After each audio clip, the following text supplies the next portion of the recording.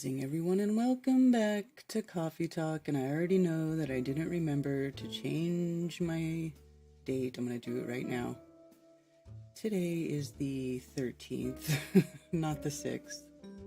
It is Moonday the 13th. Happy Moonday. Yes, it is Moonday again. It is that time once again. For anybody who gauges what day of the week it is by what stream is going on. You know, mine's always up Monday at the same time. Good to see you all. Let's see. What is the moon today? The moon is 30% waxing, so we're heading towards another new moon phase. Awesome.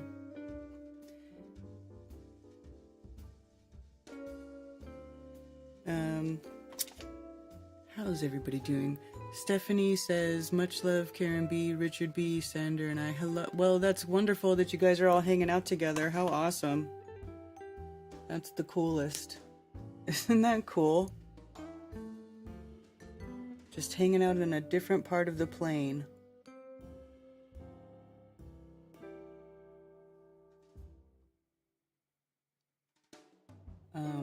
And yeah, it is one of those days. I'm still doing stuff to my face. Sorry.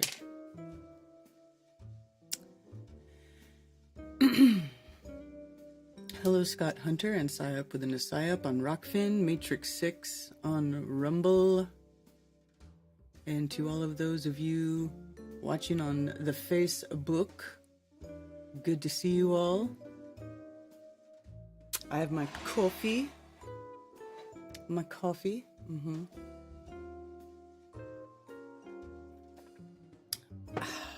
Yes.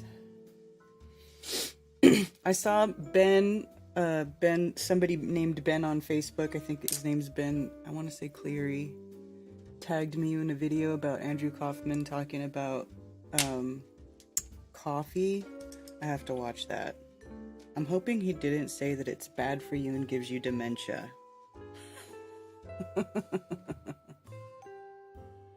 You know what I'm saying? Let's just be real. I mean, if I absolutely had to quit drinking coffee, I mean, I could. You know? I mean, it's just coffee. It's not crack. Right? Right? It's just coffee. It's not crack, right?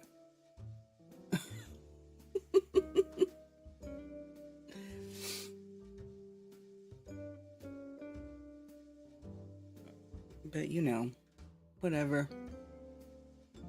We all have our vices.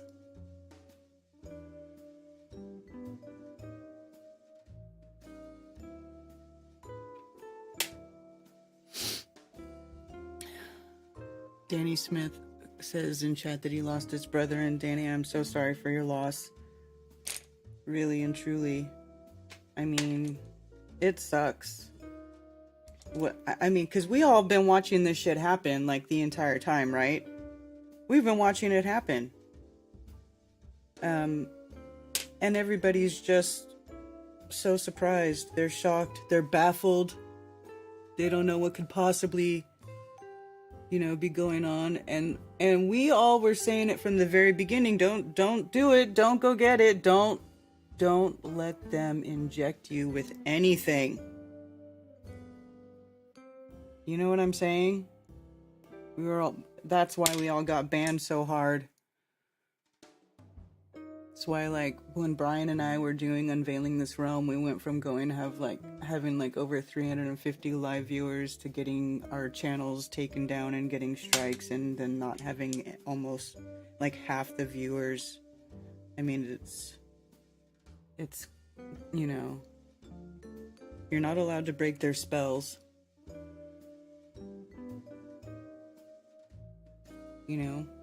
Not allowed to break their spells because this is what they want. I mean, we all know what they want. And then everybody gets all, oh, what are we going to do? How are we going to... You say no. You learn to say no. You stop watching the stupid TV and listening to the stupid black box, and you listen to your friends who actually give a shit about you. until you don't do something. You know what I'm saying? Listen to the people who actually care about you. Because the people on TV don't care about you. We know this. See, and the good thing is we don't have to listen. We don't have to do what they say. Some people, you know, are failing at life, and they're doing everything the goddamn TV says. But, you know, we're here.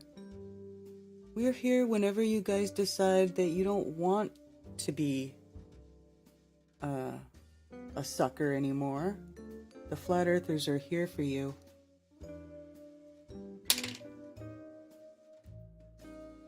We welcome you with open arms.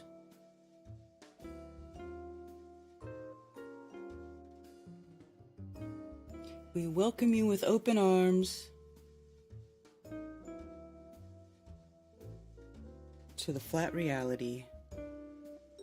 Yes, sir. Yes, we do. We can help you detox. We can help you get rid of the mind virus. Because that is truly what is going on here. Everybody's getting a mind virus from that stupid black box. You know?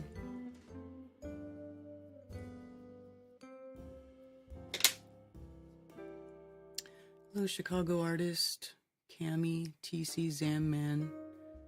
Oh, you need to Karen rant? Well, we'll see. I may or may not rant today. You never know what will happen. We're all susceptible to any of these turbo cancers or any other conditions. They're dosing us with so many things on all fronts. Yeah, but if you're aware of it and you know how to avoid, it's kind of simple. Once you, I mean, it's not kind of simple, but it's easier once you know how to avoid these things and how to allow your body to do what it needs to do to detox these things. That's basically what it comes down to, right? Did everyone see the lovely Aurora? No, I didn't see any auroras any night. None. Everybody around me saw it. Cammy and them saw it further south of me, and I didn't see anything. There's nothing going on. I don't believe you. I don't believe you. It's a psyop. Sarah, you got a cold? Edwin Messenger, Grand Rising, Run Boston Bear, Zulu 1, Benny Boy.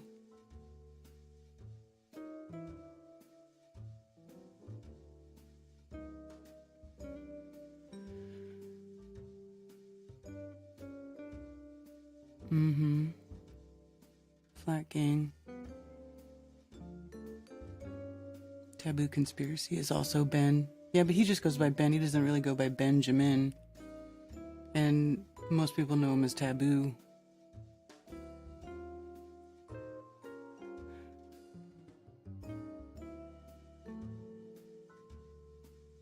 Now that I've outed myself, I'm just going to use my real name. That's what's up. I use my real name. I've used my real name from the beginning.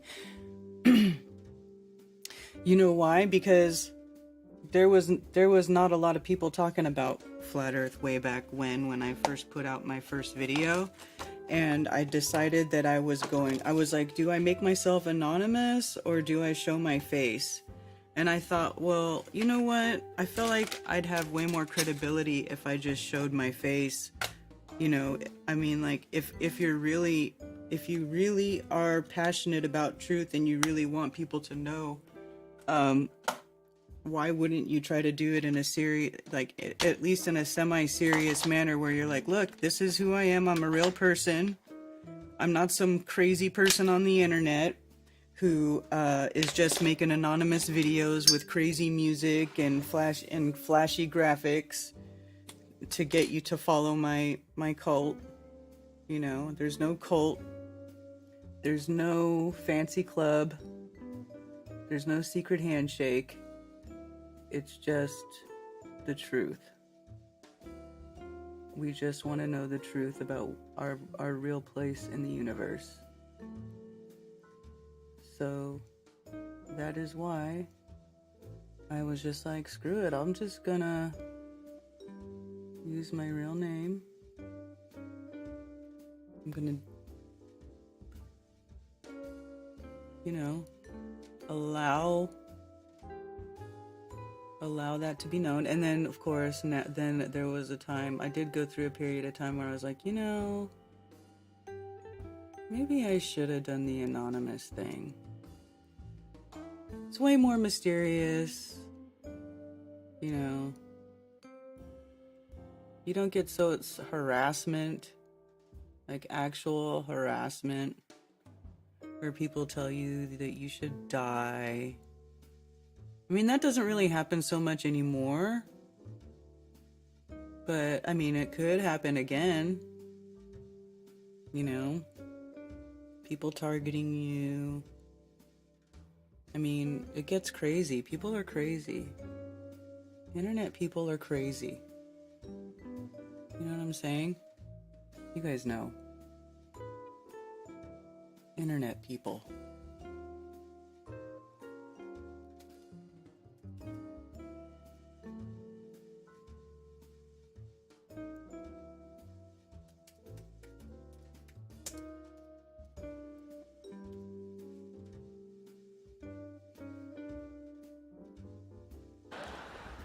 Something's going on in the country. It's got to be the internet. It's got to be the internet. Internet's bringing out people we never even knew existed. 30 years ago, you know, these people never left the house. They were in their basement talking to themselves. Just, ah! Ah!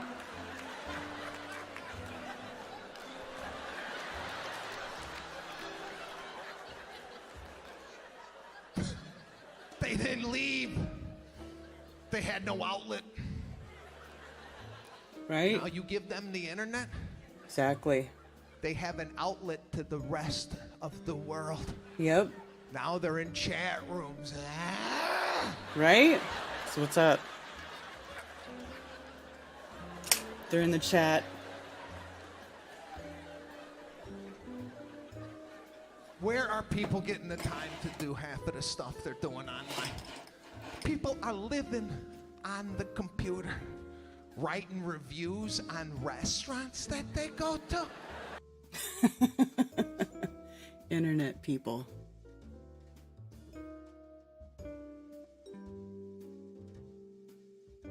Hey, Thunder Chicken. Exactly, says Jenny Spark, right? Hey, do you guys like my new little bee icon? I replaced the K and I made it little bees. I think they look so cute. I love it. It's such a dumb little, like, kind of simple detail, like little thing. But I was like, you know, it'd be really cute if there were like little bees.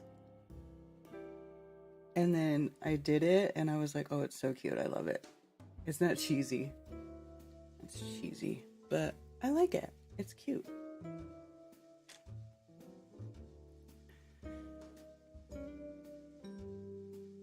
Submitted a children's book. Who did children's book? Too afraid to deal with others outside their house. Yeah.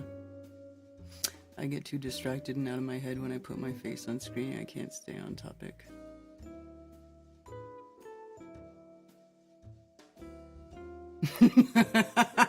Voy. Hilarious.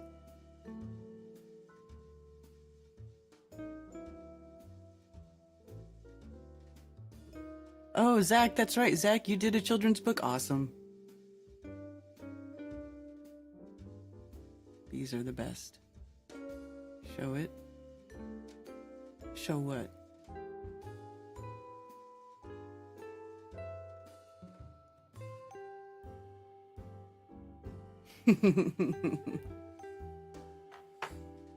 Internet people.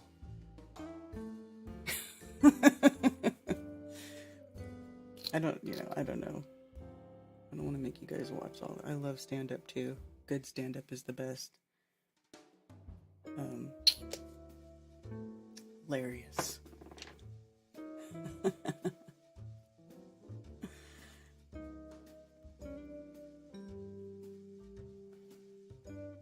Oh, Jenny, since you're in chat, what day is your meetup? Because I put it on the website, but it just says, the email David sent me just says June. It doesn't say what day in June, what the date is, so I have June question mark. But if you tell me, I can fix it, like right now. What day in June is your Shaking Hands with Strangers meetup?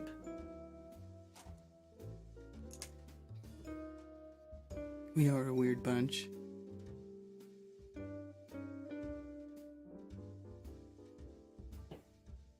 Yeah, mine are a little old for it. Plus, they don't care. Now they like to argue with me about the globe. Whatever. I taught them both, you know, like, I did homeschool them starting in 2020 because of the whole scamdemic thing.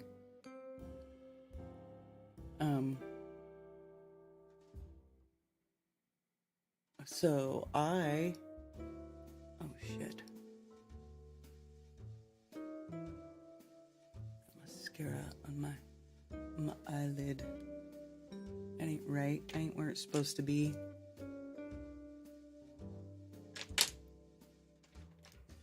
Yikes. But yeah. I taught them both. I didn't ever try to, you know, just say, screw the globe, I'm not even gonna teach you. I taught them both things, and I taught them questions to ask, unanswered questions, like things about gas congealing in a vacuum, and how can you have gas planets if space is a vacuum? It doesn't even make sense. Because gas fills the available space, right? Instantly.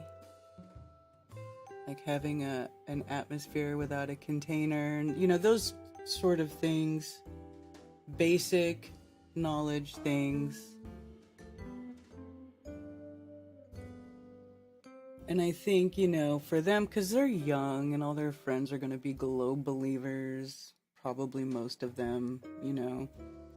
So they're not going to want to be the odd man out. You know how hard it is to be the odd man out when you're young and you're going through puberty, and it's just a hard time in life. Like, I don't expect them to ever sort of even worry about that or you know, set that as a priority. I want them to just have a good life, you know, and get through school. And just as long as they talk to me and they know how to ask questions about what's going on, and they don't accept things blindly, you know, as long as they maintain their ability to think critically, which that's the biggest challenge with letting your children go to these schools, right? Go to public school if they want to go to public school eventually. Or if you're, you know, working and you can't, and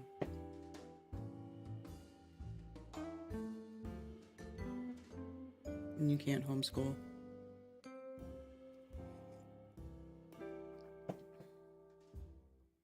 Yep, that always irked me too in school. I feel like I should put on makeup. I'm sorry.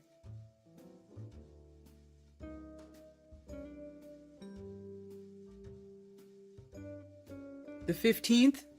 Okay. Let me fix it right now. Edit post.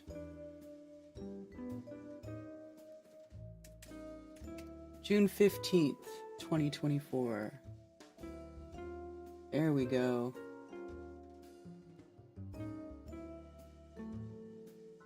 So, flat earth friendly meetups. I'll just talk about the meetups a little bit because I know Mark and I do this on Tuesday, but I'll do it here too. FE Brothers are hosting a meetup in Tennessee Apison, Tennessee. All the details are here. There's an RSVP email, flatearthbrothers@gmail.com. Josh and family. So if you're in Tennessee and you want to go have a meetup with them, they're really nice people, so that would be cool. Then there's Shaking Hands with Strangers coming up Saturday, June 15th. So this is next month's meetup. I guess y'all just already had your meetup.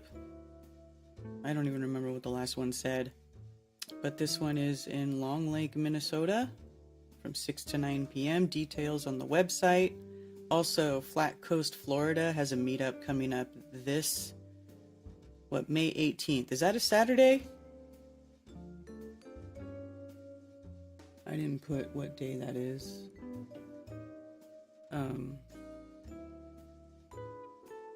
Yeah, that's a Saturday.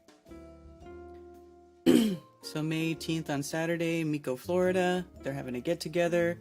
Then also coming up in New York, Johnson City, New York, May 23rd at the Poorhouse Pub. There's a contact email there, Sally. And then there's other regular meetups. Also coming up in June is Jam in the Plain, Colorado Springs, Colorado. Hey, so what's his name? Fathead. Josh Fathead Perkins. Josh, you should send me pictures from your event, like what it looks like when things are happening there. But anyway, that's where it's at. This is the property, I guess.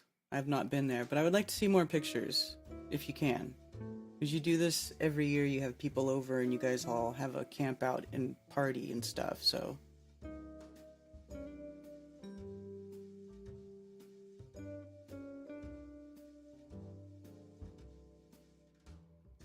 There you go. Tucson, Arizona has regular meetups. Las Vegas has Flat Earth meetups regular now, hosted by a guy named Geocentric Lex. There's meetups in Cary, North Carolina at the Embassy Suites where the first Flat Earth conference was. They have meetups there. Details are on the website. You got Sounds Beautiful UK coming up. What else is here? Other Florida meetups. I'm still not sure about the other Florida meetups if they're going on, but I know that Kyle Adams does still host the St. George, Utah monthly meetup, and his contact info is there. Yeah. That's it.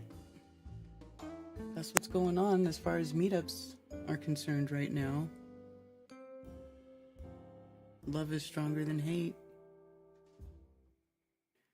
Oh, May 18th.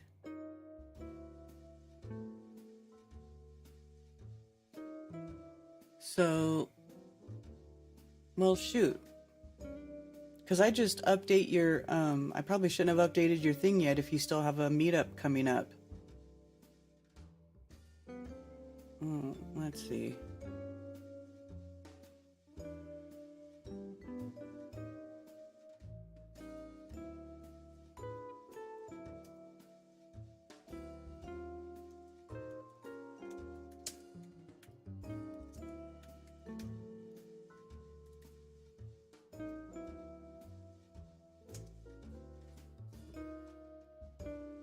Now I feel like I've gone too far.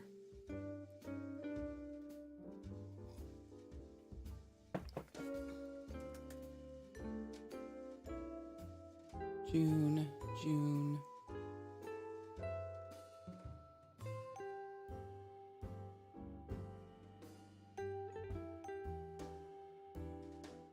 Maple Tavern.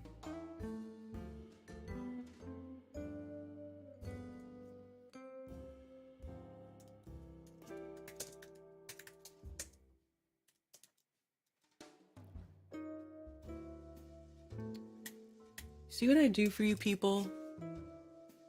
This is what I do because I care. I want you guys to have your meetups. I want you guys to make friends. I want you guys to build a flat earth community all across the plane. Let's see. Copy link. let's see. I'm gonna put the link under here. Apply. All right, update.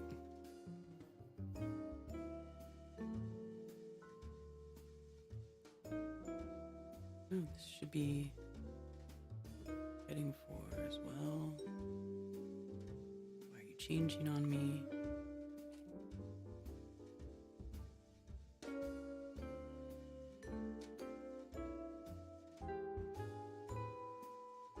There we go. Oh, but it's, well, 6 to 9 p.m. I gotta add 6 to 9 p.m. Damn it.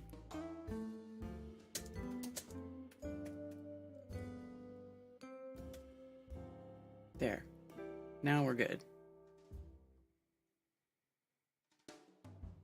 There we go.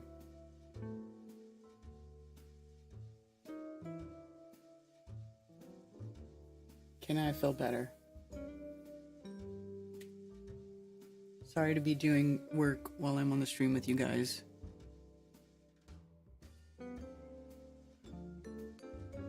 Puppies!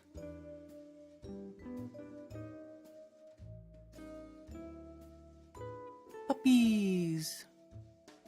Needs to be built, yes. I was flying through deleting emails and realized I deleted your email. It wasn't in my trash. Was it personal or a mass text? I don't know.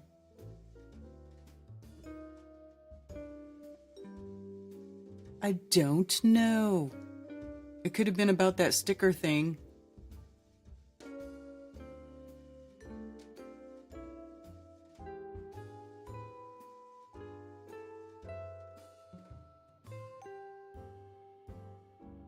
It's a mixed breed, like most Americans, mutts. So, who got to see the Aurora? I didn't see the Aurora. I didn't see shit. If everybody wasn't making a big stink about it on the internet, I wouldn't even know that it had happened. I'm gonna be honest with you. I wouldn't know if everybody wasn't making a big stink. But I didn't see anything. And then I told my children about it, and they were all excited. They stayed up late to see it, and they were like, "We don't see any stinking lights." And I was like, I'm sorry. Yeah, and then I tried again the next 2 nights, or those 2 nights in a row I tried. Because they supposedly it was, I didn't see anything. Completely, I didn't see it. HAARP created. Is it though? See, I've been talking about this with Cammie, and and I've been wondering, because I know everybody shared the link where it says HAARP's doing testing on the 8th through the 10th, and it could create an artificial glow in Alaska, but we're not in Alaska. We're in the southeastern United States. So, did it just go farther than they said? Is it really Aurora? Or is it HAARP? Now, or are they saying that they're doing HAARP testing at the time when they knew this phenomenon with the Aurora was going to happen, so they could try to make you think that they are the ones doing it, that they control it? Because if you keep giving them that power or that credit, or keep attributing, everything that happens to them, what kind of mindset does that create for you? Or for the masses, if you go around telling everybody, it's HAARP, HAARP's doing it, they're doing it. Like, are they just trying to take credit for something that is a normal part of the cycle? Which actually makes sense too on a flat earth, because the sun is small and local, and so it makes more sense that any unusual activity in the sun would affect our atmosphere and what we see, or anything, how signals propagate, that sort of thing in the ether. Like, it makes more sense on a flat earth. It doesn't make so much sense on a globe when the sun is 93 million miles away.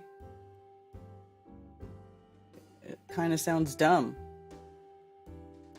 Now, I'm not saying that HAARP doesn't have anything to do with it, but I also am not going to just automatically attribute it to that.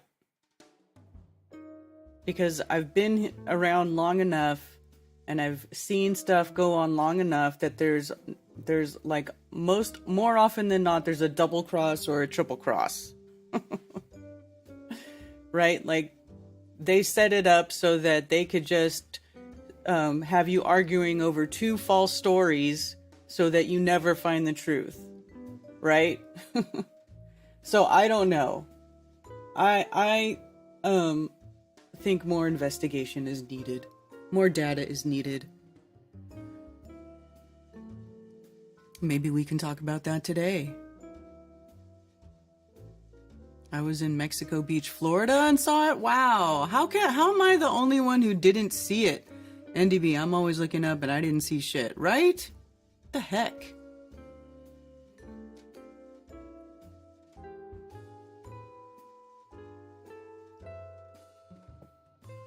Need to start taking more sky pics? I suppose, but I was taking so many sky pics in the very beginning when I first got a P900 and first got into flat earth. Like that's all I did was look at the sky and take sky pics. And then I started seeing like all the memory, all the hard drive space. And I was just like, how many videos of the moon can I possibly take? How many pictures of the moon do I really need? Like if I'm not doing it for a specific type of observation, I just don't feel the need to do it anymore. I think there is some good things to do with the moon as far as like what Zach has talked about, where the features on the moon are at a certain degree all the time. So if you know the features of the moon, you can figure out where you are in time and space by the features on the moon, by recognizing that and how they are in relative to your position or whatever. I think that's how it is. So for stuff like that, I feel like it's interesting, but I didn't see anything, didn't look either. What day? Friday night, Saturday night, Sunday night. Double cross theory makes sense to me. Yeah, well, double cross, triple cross, you know what I'm saying? It's like, there's always a twist. Dun, dun, dun. Like, it's not so easy. Oh, it's HAARP. Like, that's too easy. I feel like. I don't know. Maybe I'm overthinking it. But I don't know. Seeing it in South Florida has got to be a little bit of a problem, right? And then Ted, right? Ted talked to his mom. She lives in Idaho. And she didn't see it. Yeah, so it's really weird how sporadic it was. It wasn't like everywhere. So it makes me want, that's kind of curious.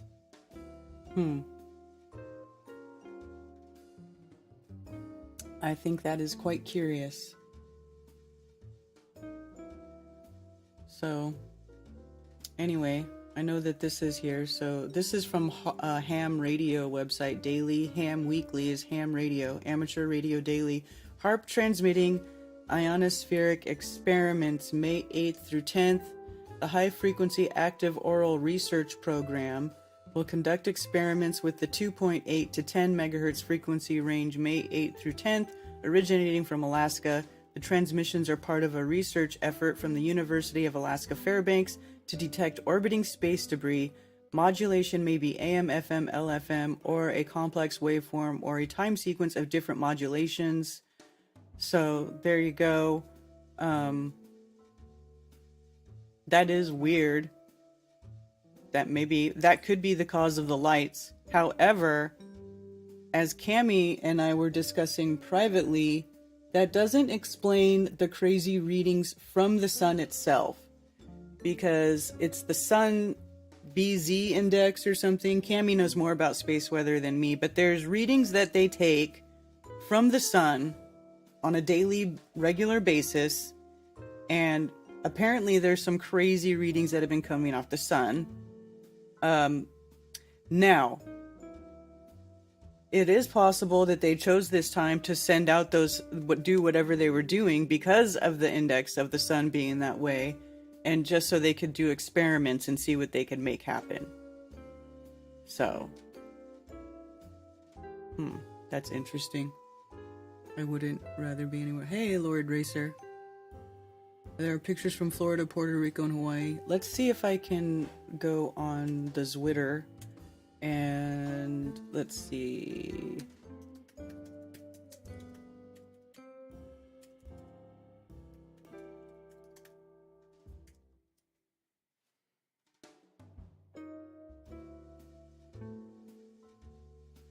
Magic skies over Mount Kelly. Why do auras display various colors? Blah, blah, blah, blah. The northern lights were a sight to behold, a kaleidoscope in the sky. This is Vermont.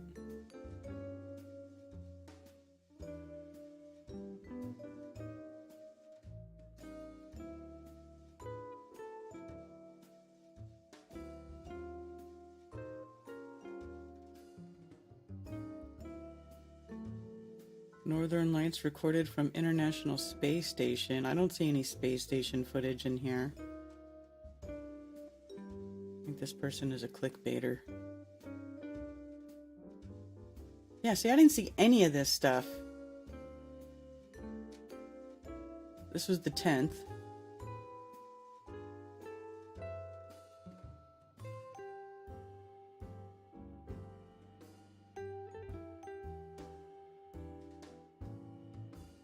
This is Utah.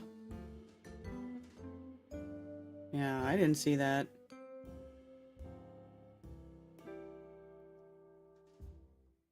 Europe got a bunch of it too.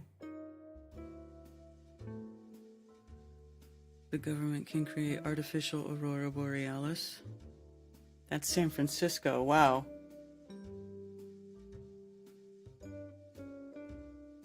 Maybe that's what I should search, is Aurora,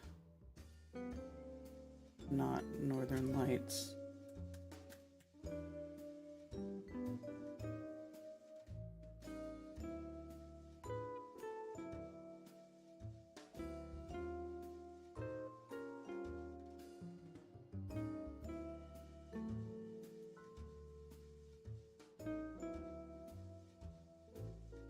See, but if you sometimes if you search these trendy hashtags, you don't get the right thing.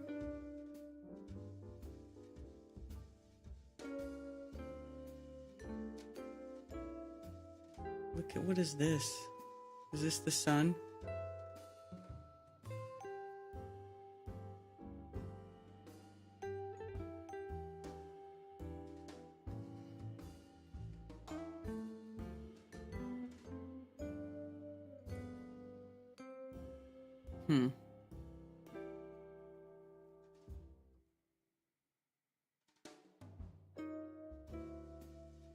Let's try, how about solar storm?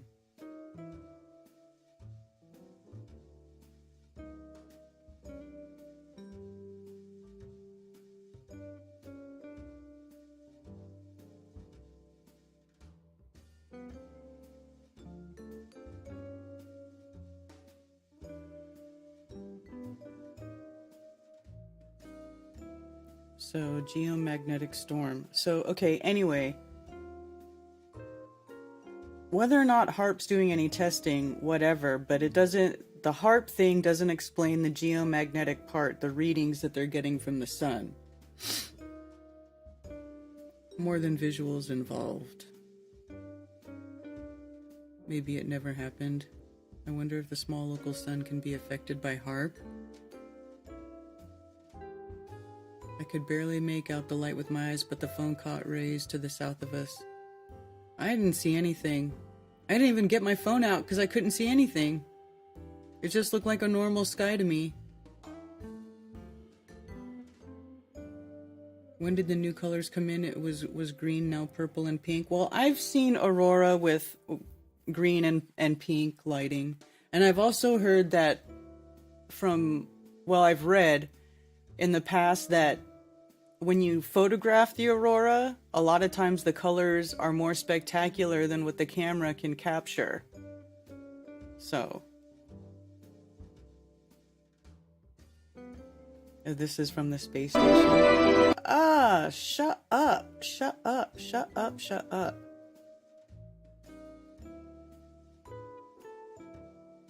Look at this nonsense.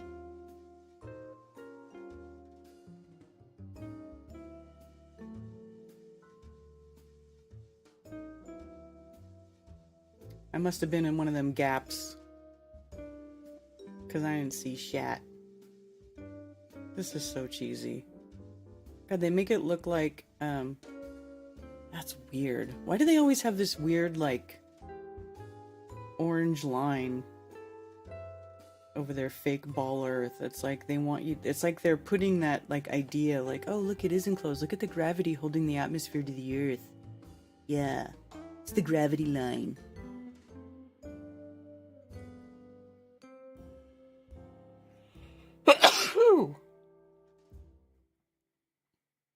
That's interesting. Look at that.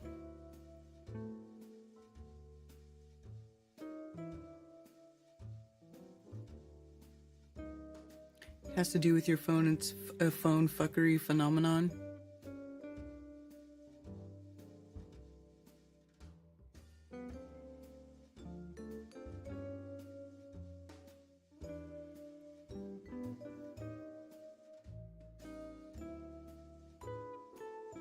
How the aliens are coming through your phone. What?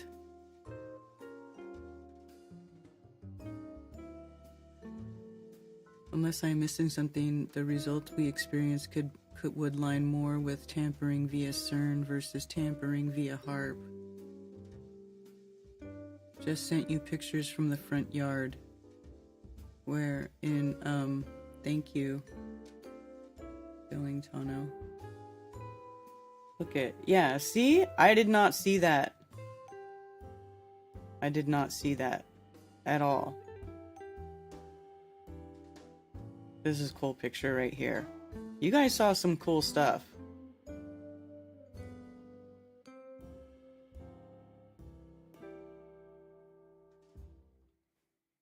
Yeah, that was not happening at my house. I don't get it.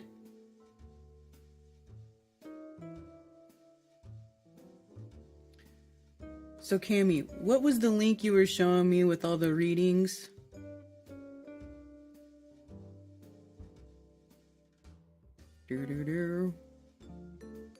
The solar flares and the solar activity.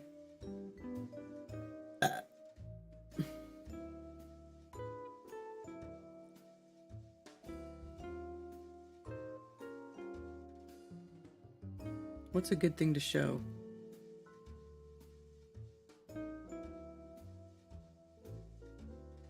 Possibly.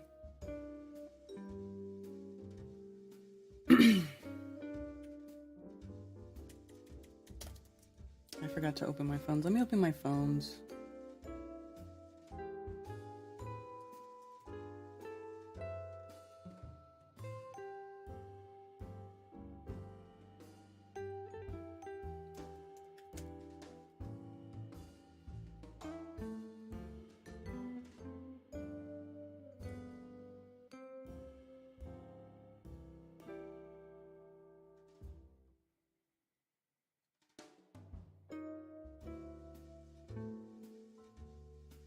Welcome to the conference center. You are a host. All right. Phone lines are finally open. 848-222-2480. If you want to talk. Most Aura images was fake CGI AI deepfake. I looked each night and nothing.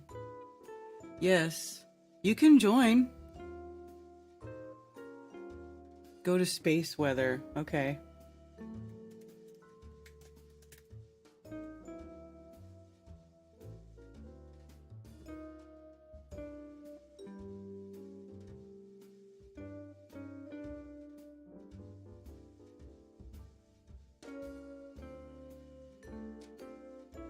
The big storm is over.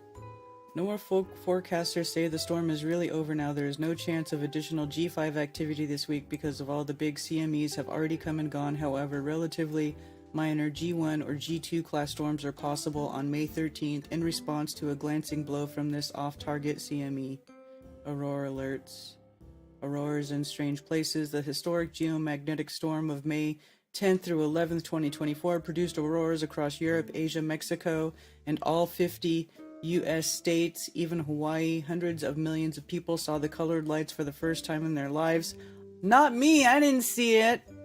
No photographer could have planned to frame a Puncia.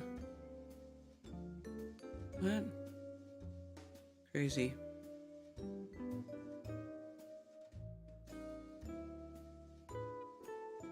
About the size of 15 Earths. Right.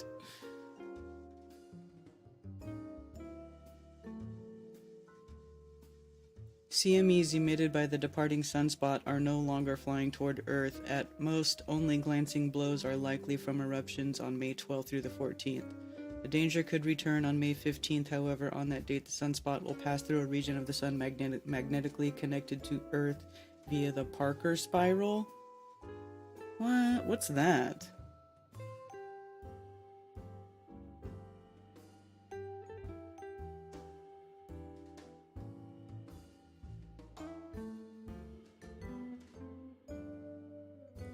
I've been wishing for that storm since 2005 at least. What? I saw them all night. All night, at times they covered the entire sky from... Where are you at, I Am Ion's cat, if you don't mind me asking? What area are you at where you saw it? The cameras can pick up more light than our eyes. Wide aperture as possible, blah, blah, blah. But I didn't see anything. There was... It just looked like a normal night sky to me.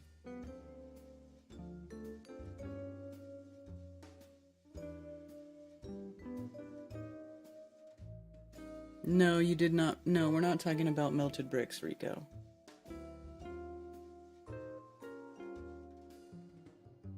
Where is there a gallery? I don't see a gallery. Weather photo gallery? Oh, here we go.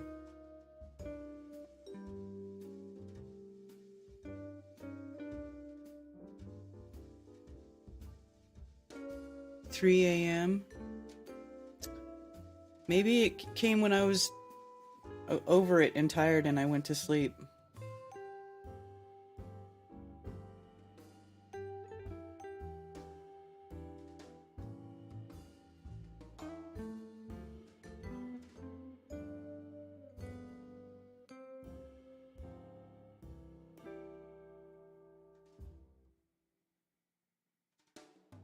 New Zealand. Bantam, Connecticut, Branson, Missouri, Latvia,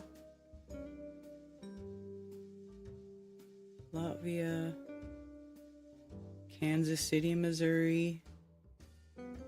Wow. France, Ontario, Germany, France, New Zealand, North Ireland, New Zealand. That's crazy.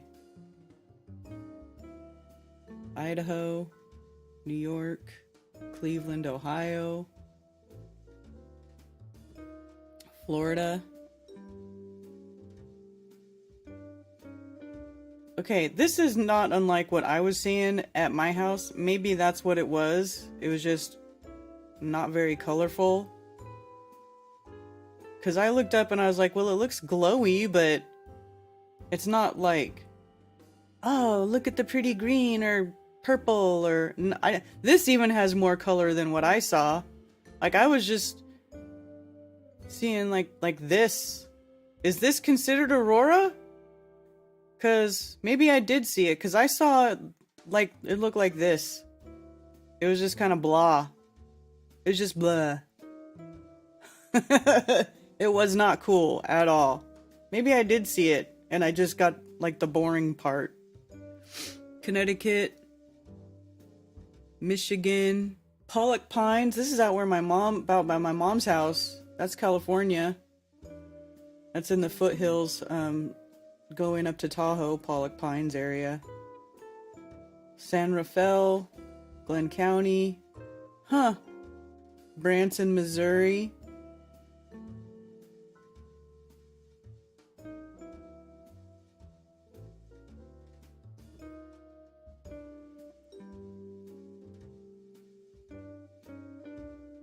J. Luke says, I've lived near Seattle my whole life. I'm almost 50 and I've never seen the aurora down here like that ever.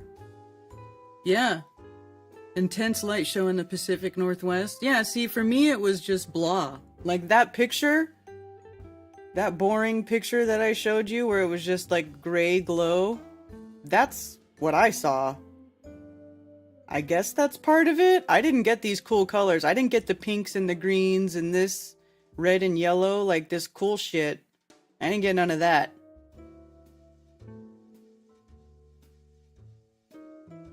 I could see the best with my phone. Really, Carrie?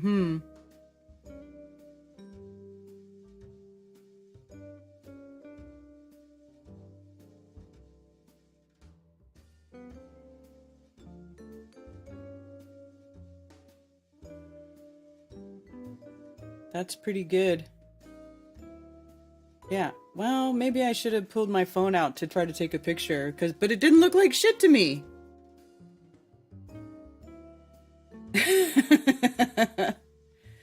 That's it, Karen. Yes, that's Aurora. Remember, those photos are long exposure. Well, I saw, okay, well, all I saw was a weird, like, gray, it just looked like heavy light pollution, like it could have even been from the moon, because the moon is 30%, and it was actually fairly bright, you know, last night. So, I don't know. It just didn't, it wasn't like this.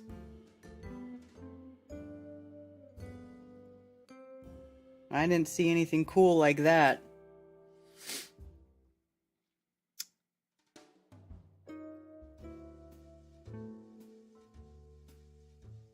Anyway, there you go. So I know everybody's saying it's HAARP. HAARP caused the aura. I don't know. I did long exposure night mode shots, nothing. Yeah. There was no color.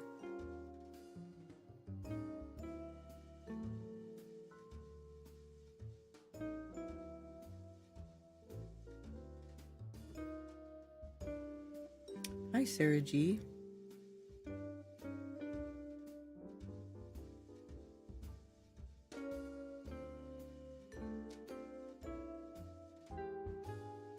That's what it looked like till we used our phones. Weird. Same color of the moon.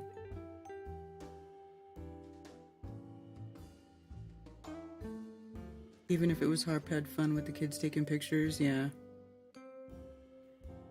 Yeah, see.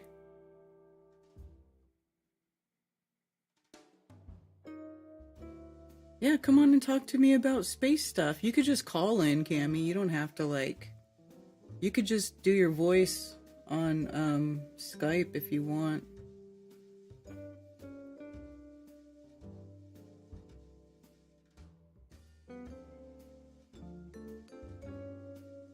Rebel Call covered this with using HAARP.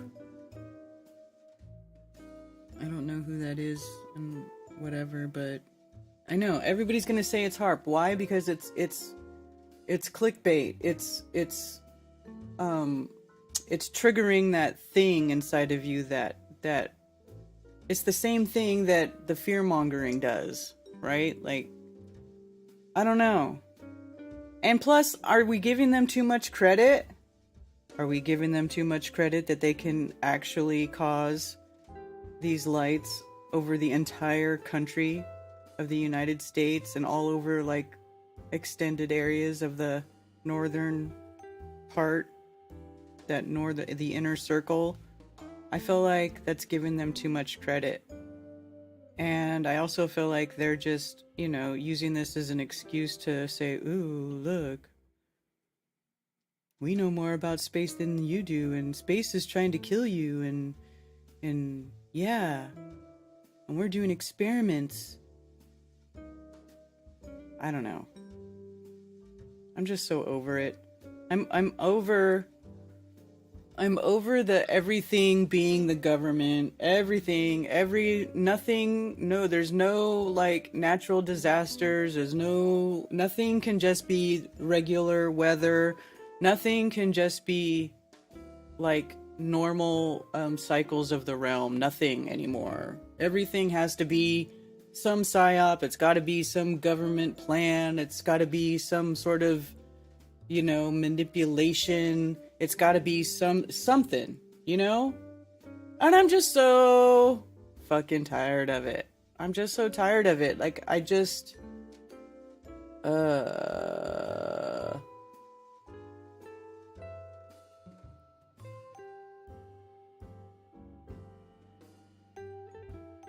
tired of everybody saying that everything is, something that they are doing. I don't buy it. Like, I know they have HAARP, and I know they do stuff, and I know they try to manipulate. They want to, it's just like, this bullshit with Bill Gates and him trying to block the sun. It's like, hey, let's make everything solar powered. You need to stop using fossil fuels, and you need to make everything solar power, so then everything gets changed to solar power and electric, and then they're gonna turn around and say, oh, now we need to block the sun. We're gonna block the sun rays from the earth. There's too much carbon. It's too much carbon. You guys are breathing too much. You need to stop that breathing. There's too much nitrogen in the soil. There's too much nitrogen for these carbon-based life forms to do all their necessarily life processes. We need to reduce the nitrogen in the environment and block the sun and no more carbon. It's just so... all of it is just so goddamn stupid. It's just stupid. It's just, I'm getting to the point where I'm just sitting back and I'm looking at all this dumb shit go on, and I'm like, oy vey. I know space isn't trying to kill us anymore, but send the fucking comet. Send it. Just send it. Just put an end to our misery.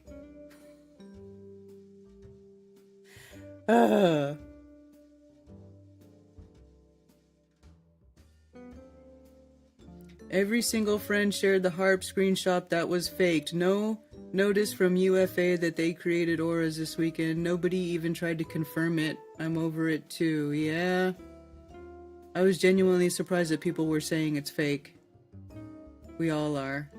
Conspiracy fatigued. Yeah, that's what I'm saying.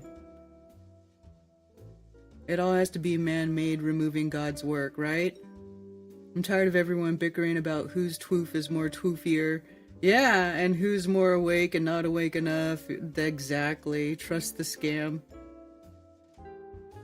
I'm pretty effing sure all birds are melted bricks. I'm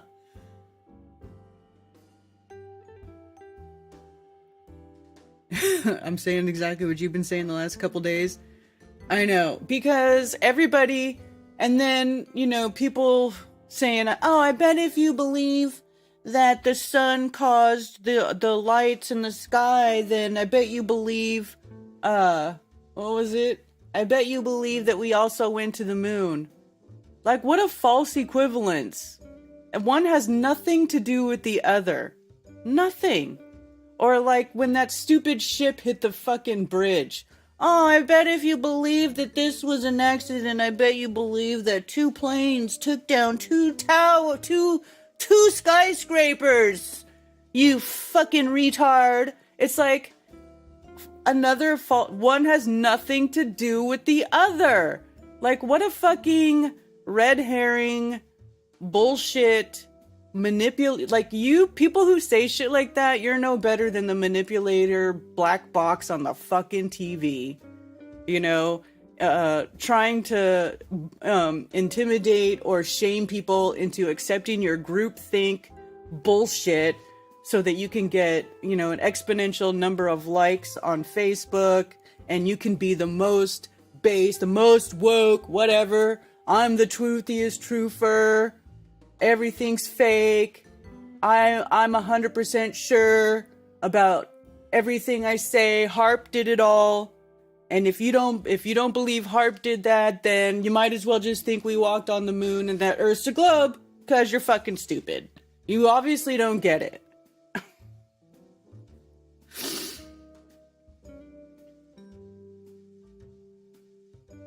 Can it just be okay to not know? Yeah, man. I missed it all. Shelly.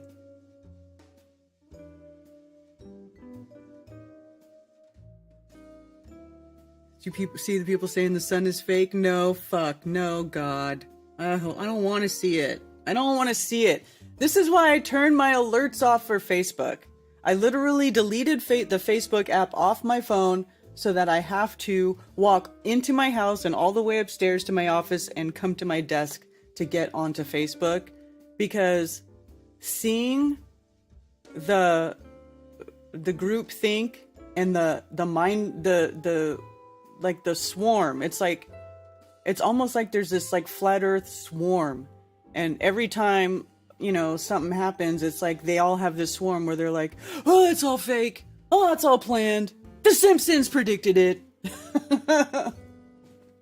You know, The Simpsons predicted it. It's all been foretold. You're an idiot. If you don't believe it, you think we live on a globe. You're stupid globy.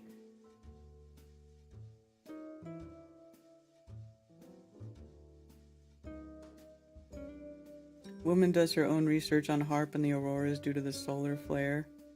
Oh yeah, here we go, another TikTok truther.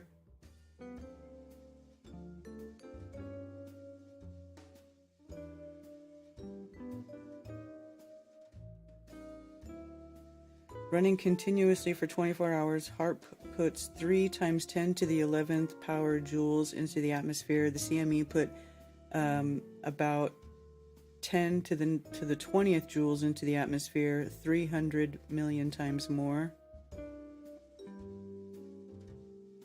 Should I play it? Let's see what the TikTok truthers are said. Did we talk about the Northern Lights? This was my house last night. I live in North Little Rock, Arkansas. Way too far south to ever see anything like this. Was I amazed and excited? Yeah. I immediately said, well, seeing the Northern Lights was on my bucket list. I guess I could cross it out, even though it didn't happen quite the way I wanted. But now I don't know if it counts. Stay with me here, it's about to get weird. The lights are visible so far south because of the extreme G5 geomagnetic See, okay, I'll let it play. Storm, right? We all know. But then I accidentally stumbled on something else, and now I'm confused and alarmed. Because, what is that? HAARP testing? May 8th through 10th, 2024? And then I'm like, okay, maybe that's not real. But the notice they sent out to the amateur radio communities looks pretty real. Then I'm like, hold up. I know it's the Aurora research program, but can they really make fake Northern Lights? And the answer to that is yes. Not only yes, but they've already done it a couple of times. Like the last time they did one of these research campaigns in November 2023. Are these fake Northern Lights? Is the government playing with my feelings right now? It's really weird to me too that this started May 8th, and then on May 10th, they're like, oh wow, look at this giant, extreme, really strange solar flare that's gonna show the Northern Lights all over the place, in places they're not supposed to be seen. Did they do something they weren't supposed to do? But it didn't say that, it just said that it would be over Alaska. If all this is fake Northern Lights, and I have to mark it back onto my bucket list, I'm going to be very sad and mad and feel very betrayed. You'd think the government could not surprise me anymore, but color me surprised, okay? Let me know what y'all think about this.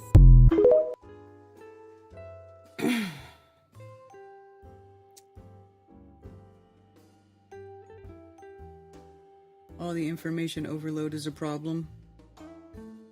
It's all been foretold. Yeah.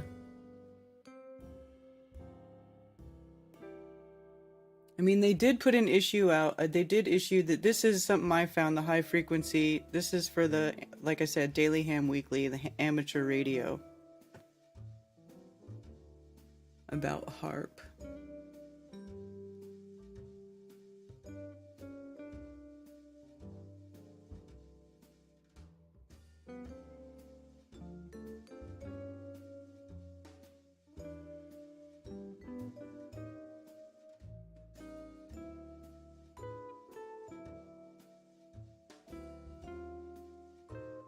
HAARP capabilities, page not found, huh? The heck?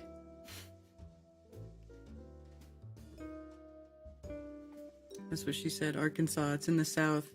Like I said, that's not even as far south as Florida. Florida is as far south as it gets.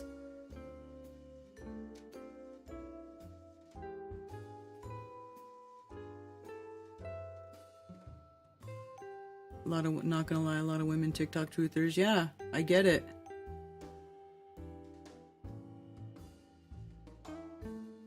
Literally everything is fake and gay.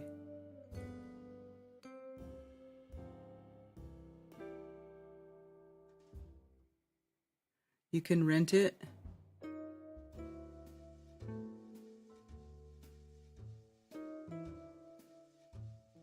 Where's HAARPs? Let's see HAARP locations. Let me see.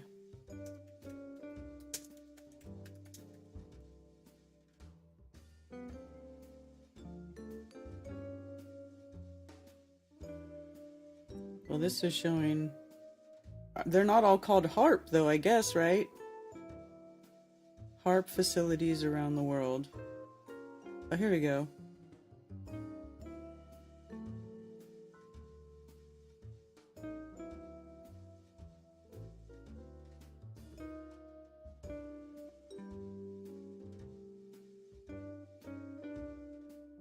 Area 51, Long Island, Puerto Rico. I mean, if this is accurate. HAARP UK, HAARP Russia, China, India, Australia, Brazil, Peru. Huh. If that's accurate, I don't know. Lots of not found bullshit.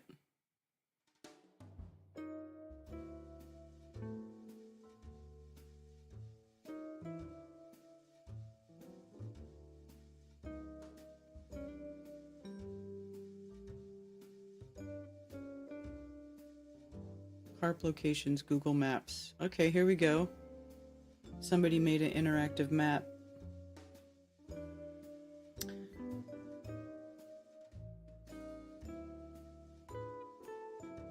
So there's 2 in Australia.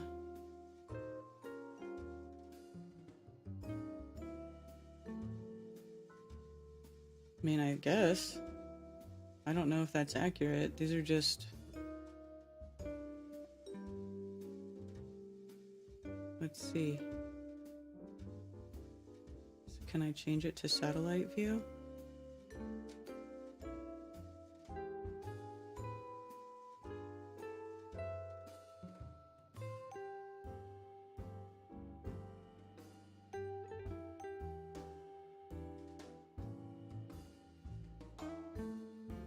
I want to change it to satellite view. Well, let me do it. Down here, you're usually able to do it.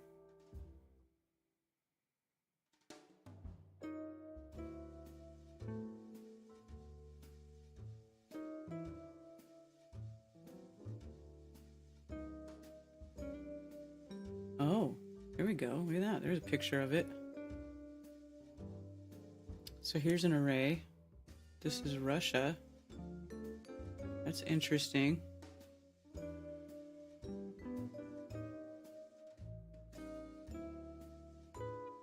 Weird. Well, that doesn't look like it's working anymore. This looks like old. It's not even open.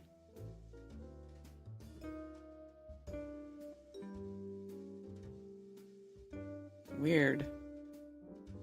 Anyway, I don't know what all that is. The neutrino detector.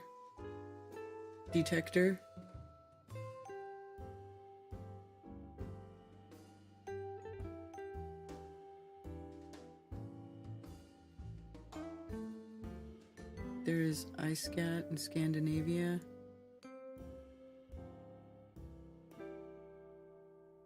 Was for detecting space debris. Yeah, I saw that.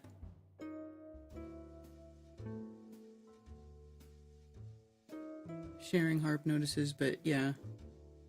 And then it said it could, well, it did. I thought I saw one that said it could do an artificial grow. Let's see.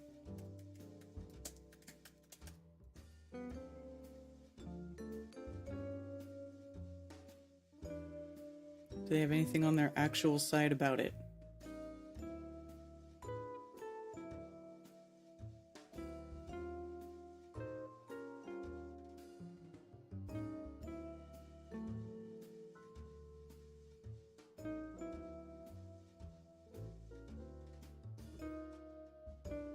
Research campaigns. Well, these are old.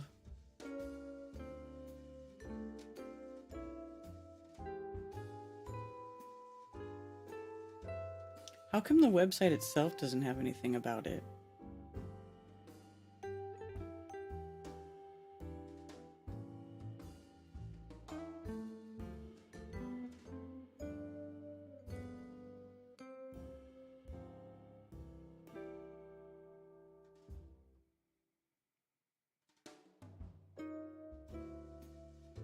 High frequency active oral research program near Gakona, Alaska.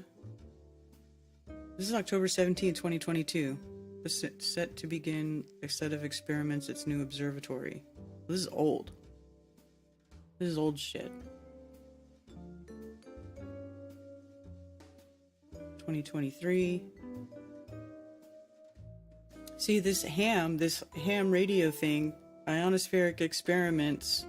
This is the only one I could find. Phys.org, here we go.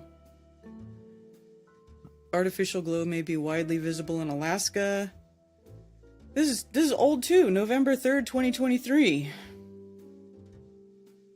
Okay, that's old news.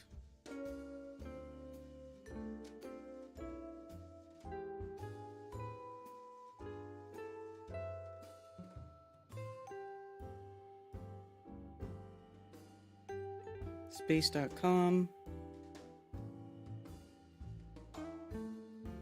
Okay, here we go. They made an article about it. HAARP or solar storm. Conspiracy theorists say auroras were man-made. Several conspiracy theorists on social media are now claiming that auroras seen across Europe, North America, Australia, and New Zealand on Friday was man-made, a product of high-frequency active auroral research program HAARP testing. However, these claims were made without any evidence. These users are on X platform, formerly known as Twitter, cited a press release by the University of Alaska Fairbanks Space Program to say that it was conducting tests from May 8th to the 10th. However, the website was not working for us.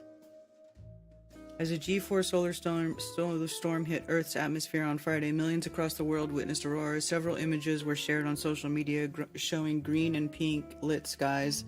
Such a spectacular display of auroras expected on Saturday as well. But no, didn't see it.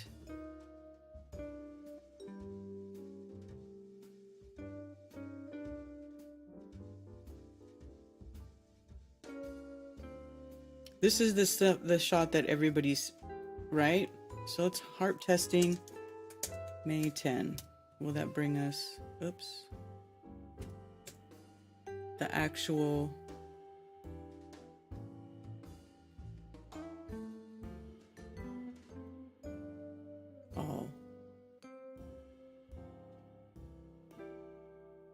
was this weekend's Aurora Borealis artificially created? Ham experiments could cause artificial aura. This is November 23.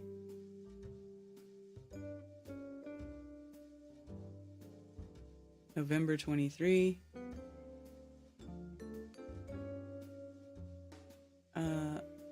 It's interesting that I can't anytime past week. Here we go.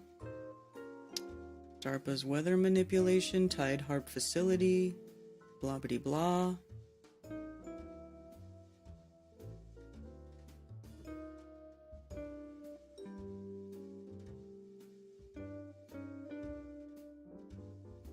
This is a Substack article.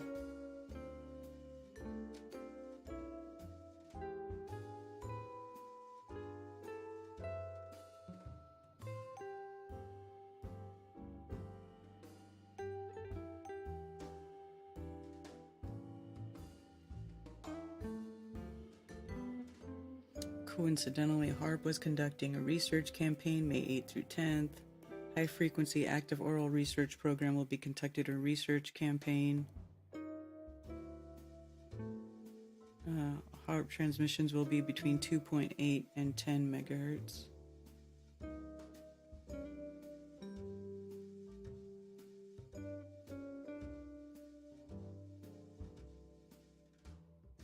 Detection of orbiting space debris, blah, blah, blah. See, I think they're saying it's to detect space debris. Don't you think that's like, that this could possibly just be a ruse it's a truth or trap. It could be a truth or trap for one. It reinforces the globe because it's telling everybody that they're looking for space debris. And then it gets everybody thinking that they have the ability to do this stuff on this scale.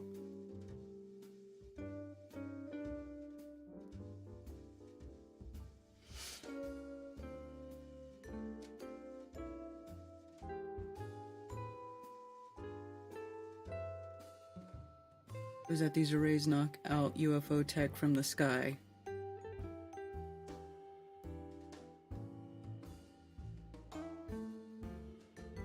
So much fakery in the world. Most jump on the bandwagon now for clicks, which equals the money, and from there we can see where we all go. And then they do that, and then it gets everybody. It gets the Facebook truther swarm, you know, sharing all of this stuff, and kind of being made to look a little bit silly again.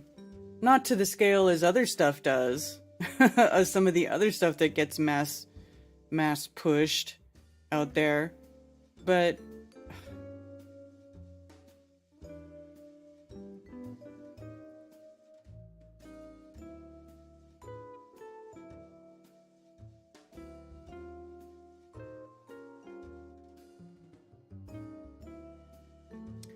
we have conspiracy clicks and truther confirmation bias. No one is actually researching anything and blindly believing they're trusted truthers. Yes, exactly. Exactly. That's what I'm saying. You know? How much of this stuff is them just messing with us, like hijacking everybody, getting everybody... I mean, because everything we do is online, right? We don't keep things secret. Everything we do and say and talk about is online. They're watching everything. They see everything we say, everything we talk about, every idea we propose, every assumption we make, you know, every idea, everything is put out onto the internet.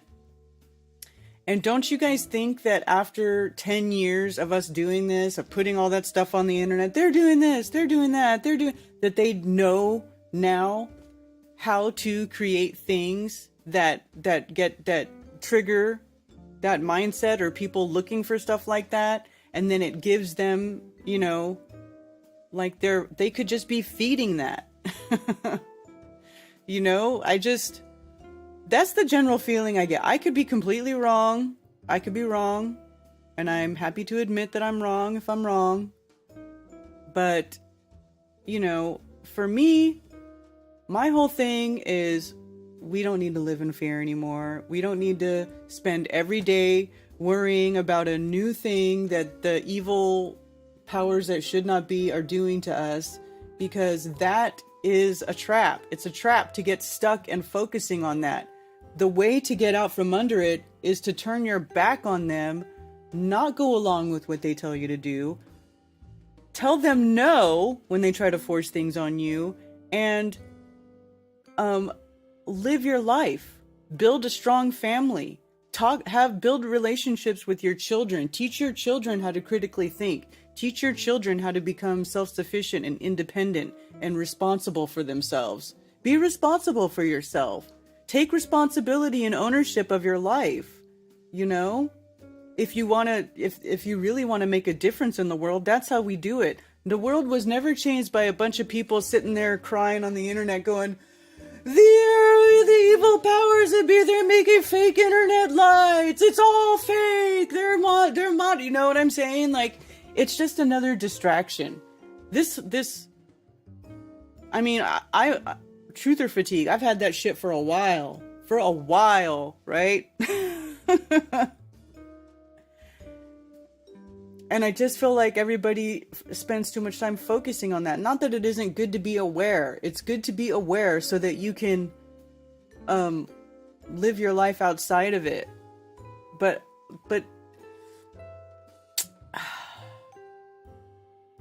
I don't know.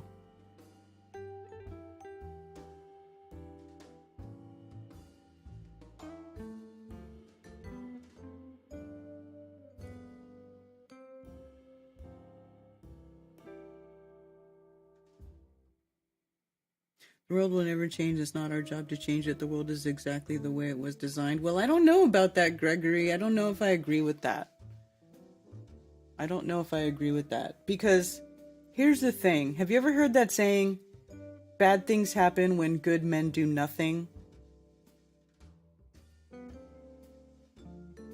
So, what are you doing? Are you doing something? Is everybody doing something? Or are you doing nothing?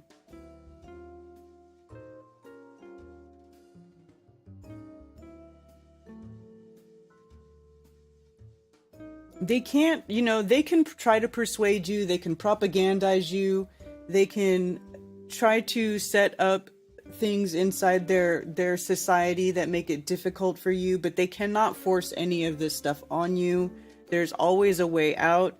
There's always ways to do things, and there's a lot of other people, a lot of other like-minded people on the plane, in the world, right, who are like us, whether they know the Earth's flat or not, whatever, but they also don't want to be subjected to being forced into this sort of totalitarian life that they're setting up for you. So what do? We got to find each other and start building. Find each other and start building relationships, start networking, start working with other people who are like-minded, you need to start creating like a sort of economy, like a flat earth economy that's sort of adjacent to the glober economy or society, right? Or interwoven, sort of existing alongside of it, where there's got to be this whole network of people who don't want to participate in the society to the extent that that they're being succumbed to all this stuff and pressures of garbage. Nothing will ever get better unless we do something, right? Otherwise they're just going to steer. They're like steering the ship. They're using their propaganda machines, their mass media, their algorithms, their AI to influence that thought process, that mindset, to take your attention, to steal your energy. And I think it'd be good for most of us if we stopped letting them steal our energy and attention like that so much and start focusing on better stuff, like Zach writing a children's book, right?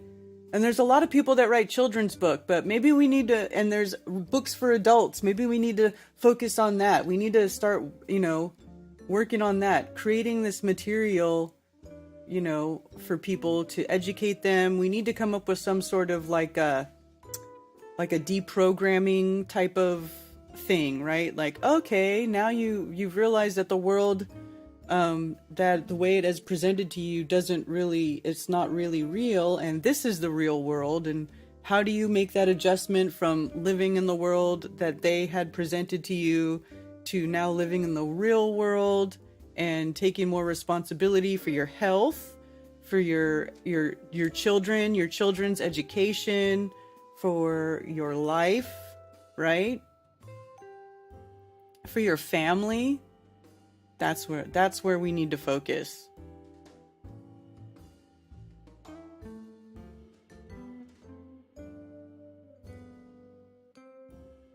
But things will never really change. But look at the past, though. Do you think things have changed from the past? Have things always been the same? Or have they changed? Has the world changed?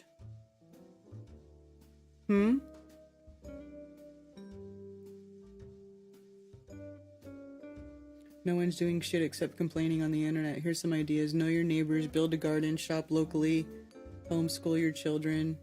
Yeah.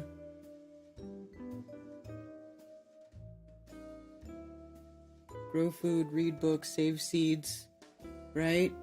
Host meetups, have regular get-togethers with your local peeps, right?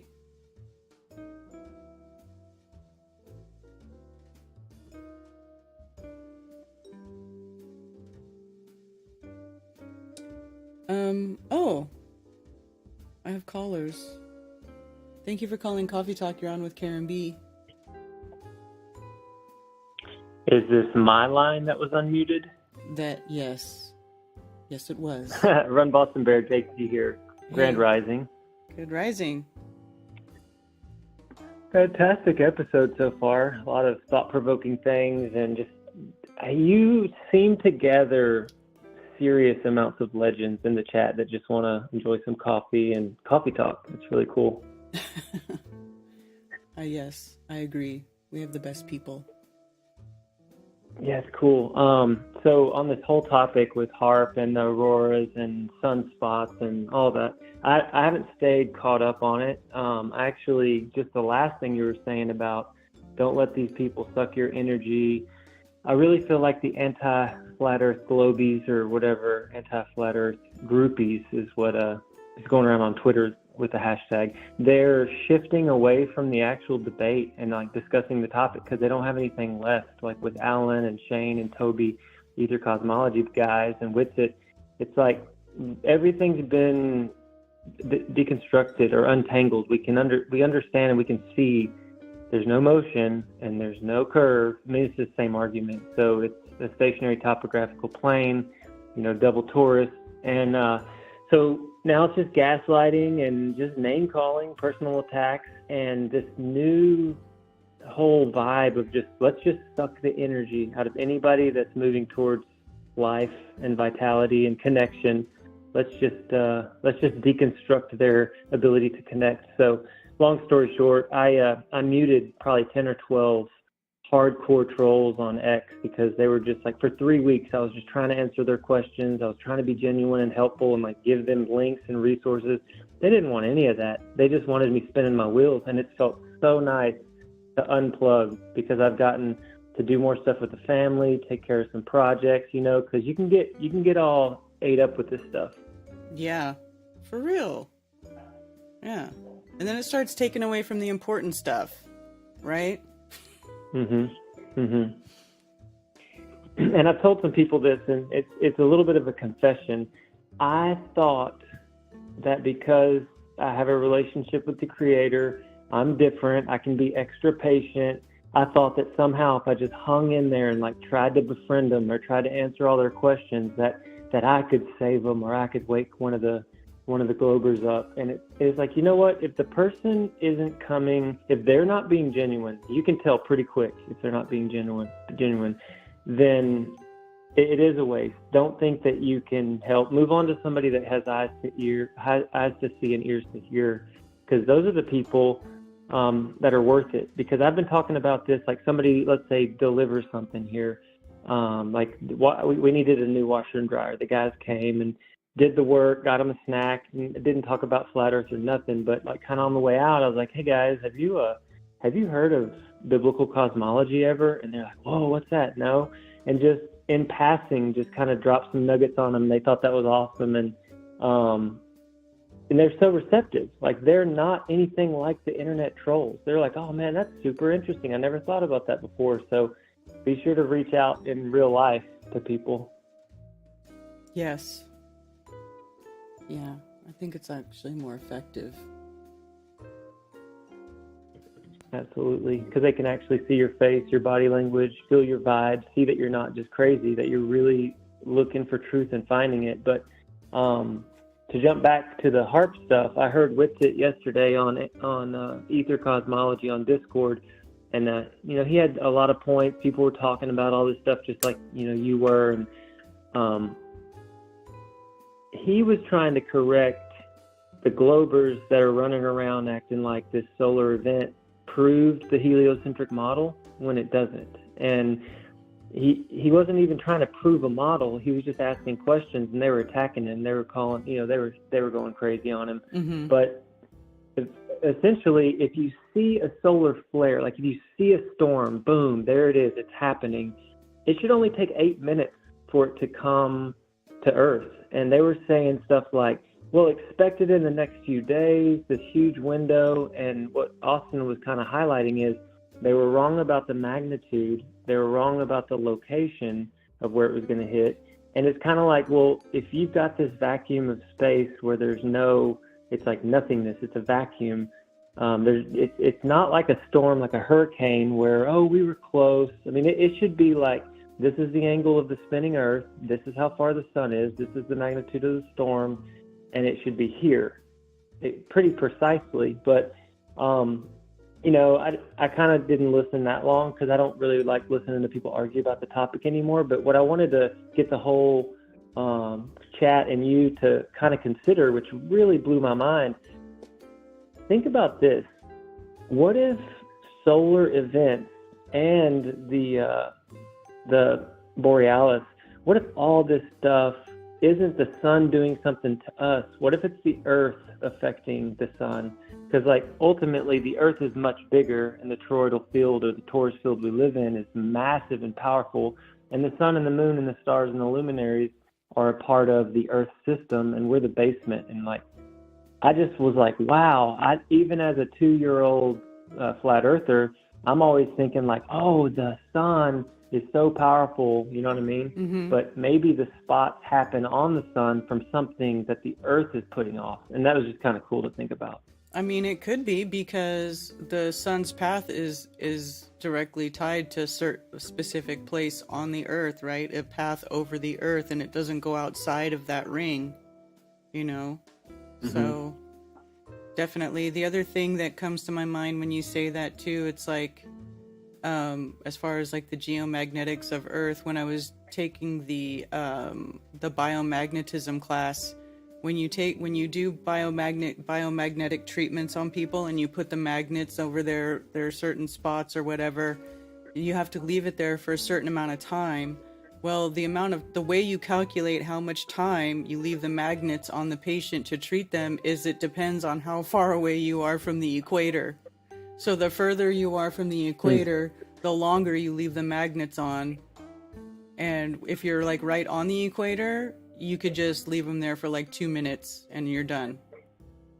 So, but for my area, you have to keep the magnets on for 20 minutes. So there's definitely something magnetically going on with the Earth, for sure. For sure. It could be.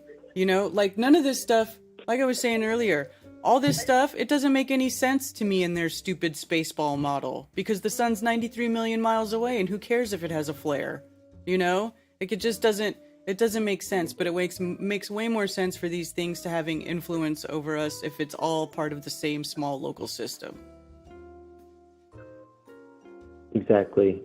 Yeah, it's another one of those, look over there, focus on space, like you were talking about earlier, because we're supposed to believe that the sun is massive, and if it goes out or dims or does a solar flare, it could kill us all instantly. But as a truther and as a true earther or flat earther, the Earth is central and important, and the Earth is powerful and balanced and beautiful. It's our home, mm-hmm. and it's bigger than you can possibly imagine. And so I'm just saying, put the focus back on the gratitude here, on the lands here, and the connection between all of us is, I think the connection that all of us have and what you feel when we're at a Flattoberfest is more powerful than any of this stuff they're trying to fearmonger with the sun. I mean, I know the sun's important. I know that it provides, it's life-giving. It's an amazing electromagnetic light, or whatever it does. It's a part of the creation. It's a part of us.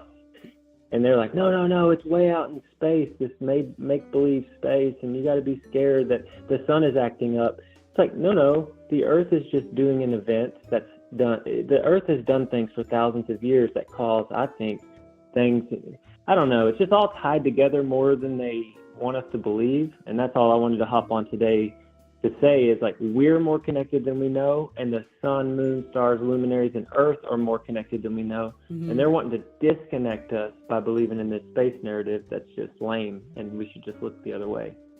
I agree.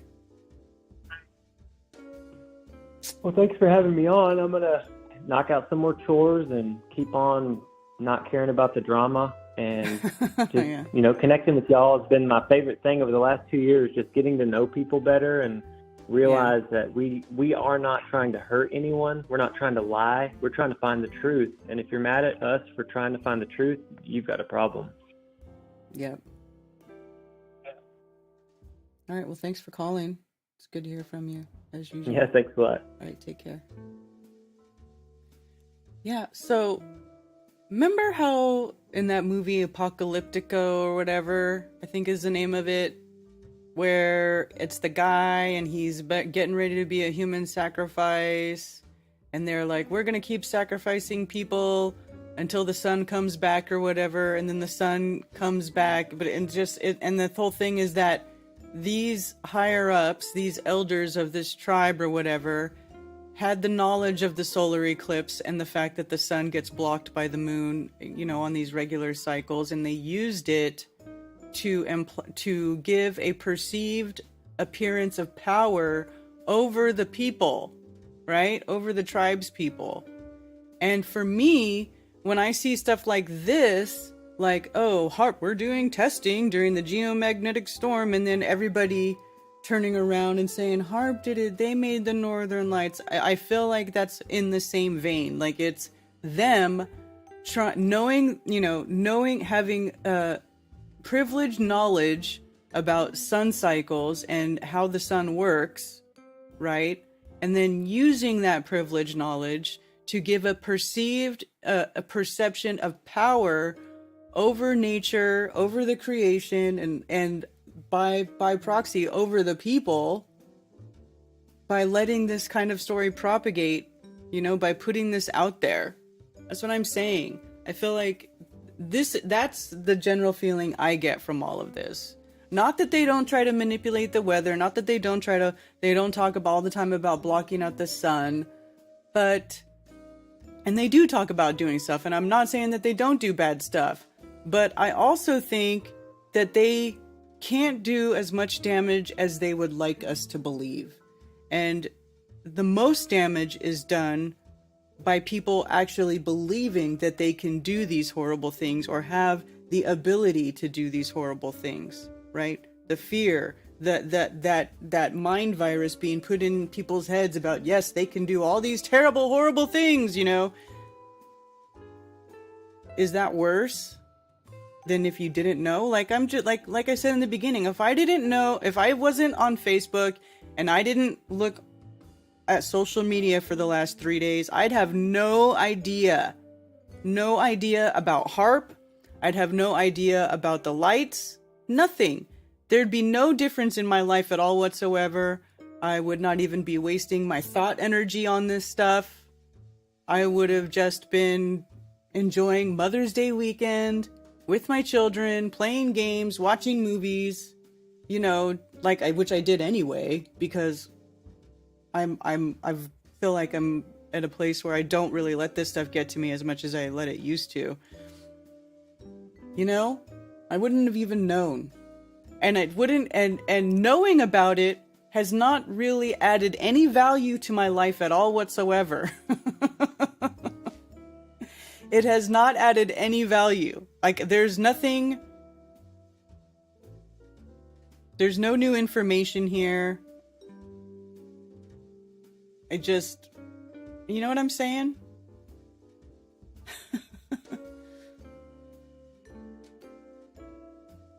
Hey, Ben, good to see you.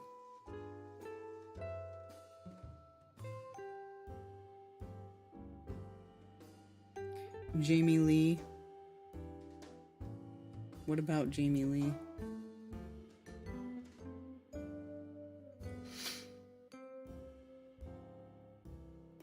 Illusions and trickery, just like COVIDs. Yes, they told us HAARP shut down years ago. Well, whatever.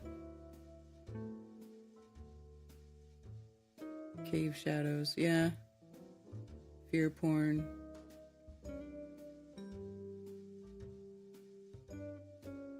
I couldn't see colors until I looked at my neighbor's phone, then it was awesome.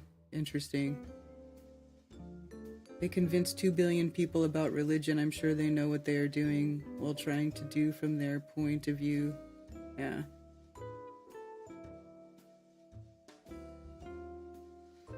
I was wondering if maybe the metal particulates they spray in the sky are somehow pulled towards the sun's location due to some sort of magnetism, because sometimes it looks like that's what's happening.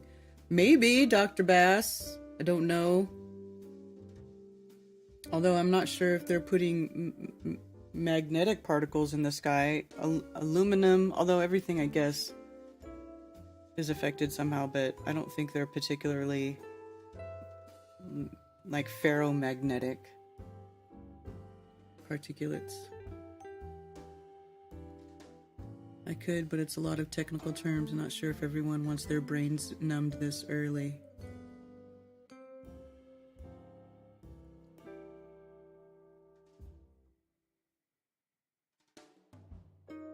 If all of humanity was born in a dark room, how would they know it was dark? The moment the light came on.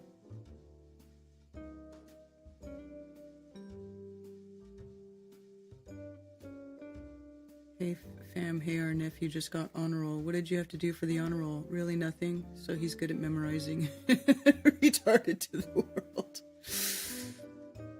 Man, I homeschooled my son for like 3 years, right? And then he was like, Mom, I want to go back to public school, blah, blah, blah, right? He convinced me to let him go back. I kept homeschooling my daughter. I let my son go back last year. And I was like, part of me was a little bit worried about how he would adjust going back to public school. I had nothing to worry about. He went back and is like in the top of his class. He's got all A's. Just dominating public school. And so to the point where he got into early college high school, he's not even going to regular high school. He's going to early college high school. So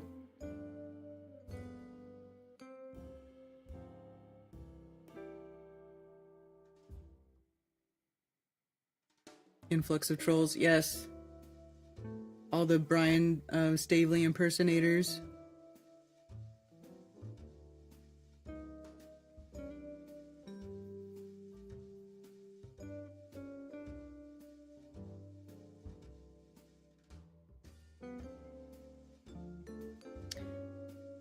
Was unaffected by it. Right? Unaffected. Communications didn't go out. Nothing weird happened here other than everybody freaking out about saying HAARP is causing auras.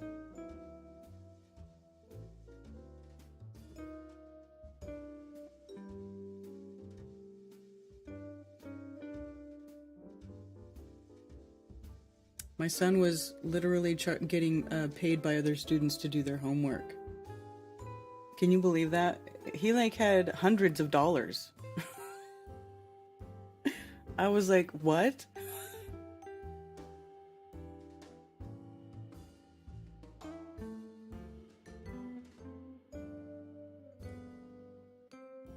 They're talking about Jamie Lee of Plain Truth Info.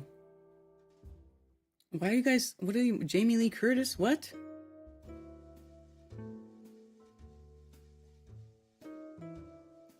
Talking about Jamie Lee who passed recently.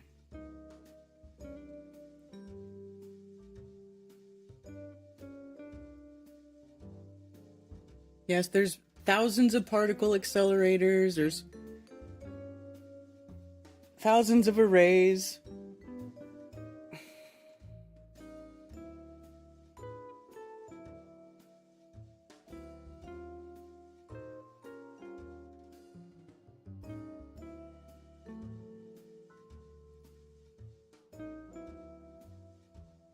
Anybody want to call in 848-222-2480? I guess Cammy's not going to join. Might be too early for Cammy.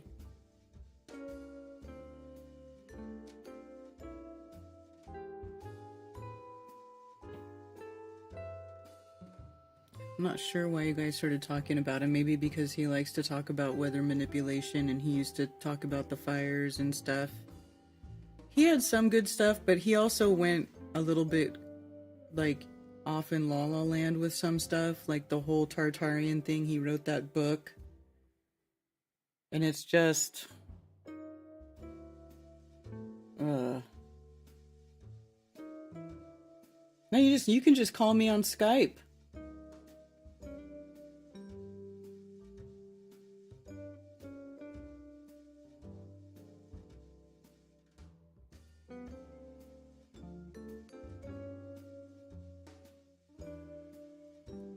Or I can call you.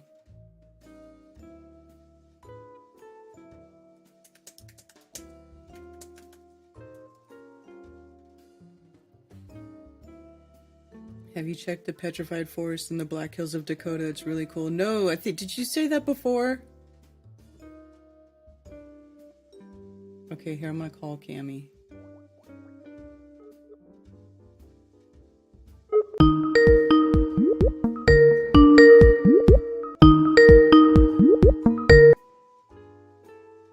There you go. Hi, Cammie. Hello. Let me move the microphone in. Am I on? You are. All right. Oops. What's that? What are you talking about? My phone is ringing. Okay, there it stopped. The Skype just went over it? It's because I called you on Skype and you have Skype on your phone, probably. So it's ringing everywhere. Oh, I know what's going on. I'm hearing this show in the background. That's what's going on. Let me turn that off. Hold on.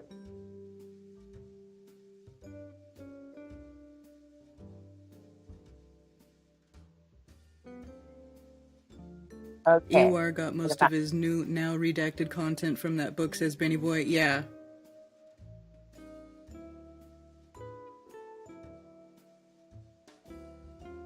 And the crazy thing is that Ewar redacted that video, but everybody else shares it like as if it's the gospel. It's the gospel of Flat Earth.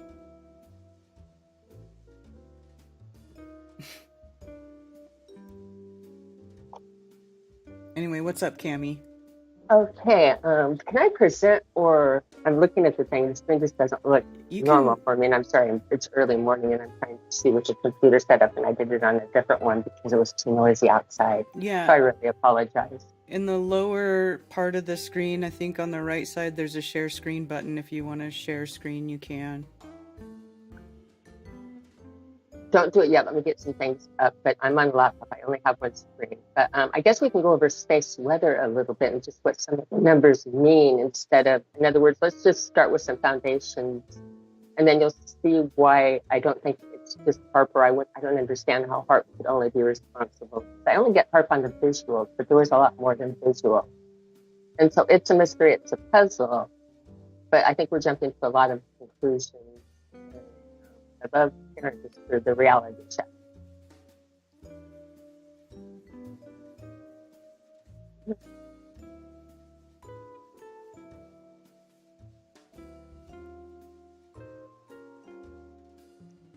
Okay, am I up now? Or do you see space weather? Mm-hmm. Okay, so what I have here is I have the spaceweather.com thing, and this is just a good leap-off page, but it's a good place to collect data. And before I start, there was something I noticed last night that really threw me on the page. I was looking, because there's a lot of stuff, and we're going to go through what on the side this means, but there's a lot of information and a lot of links that you can jump to on here. So I was looking last night to see if they added any new links. And I usually don't scroll when I'm in here. I usually stop at about here and don't scroll. But I scrolled down last night and I found something, just a fun little Easter egg in here. So you have NOAA, you have atmospheric optics, really good. We can go into all of these: Solar Dynamics Observatory, Stereo, SOHO, Solar Monitor, Starlink. Data is being collected by bases all over.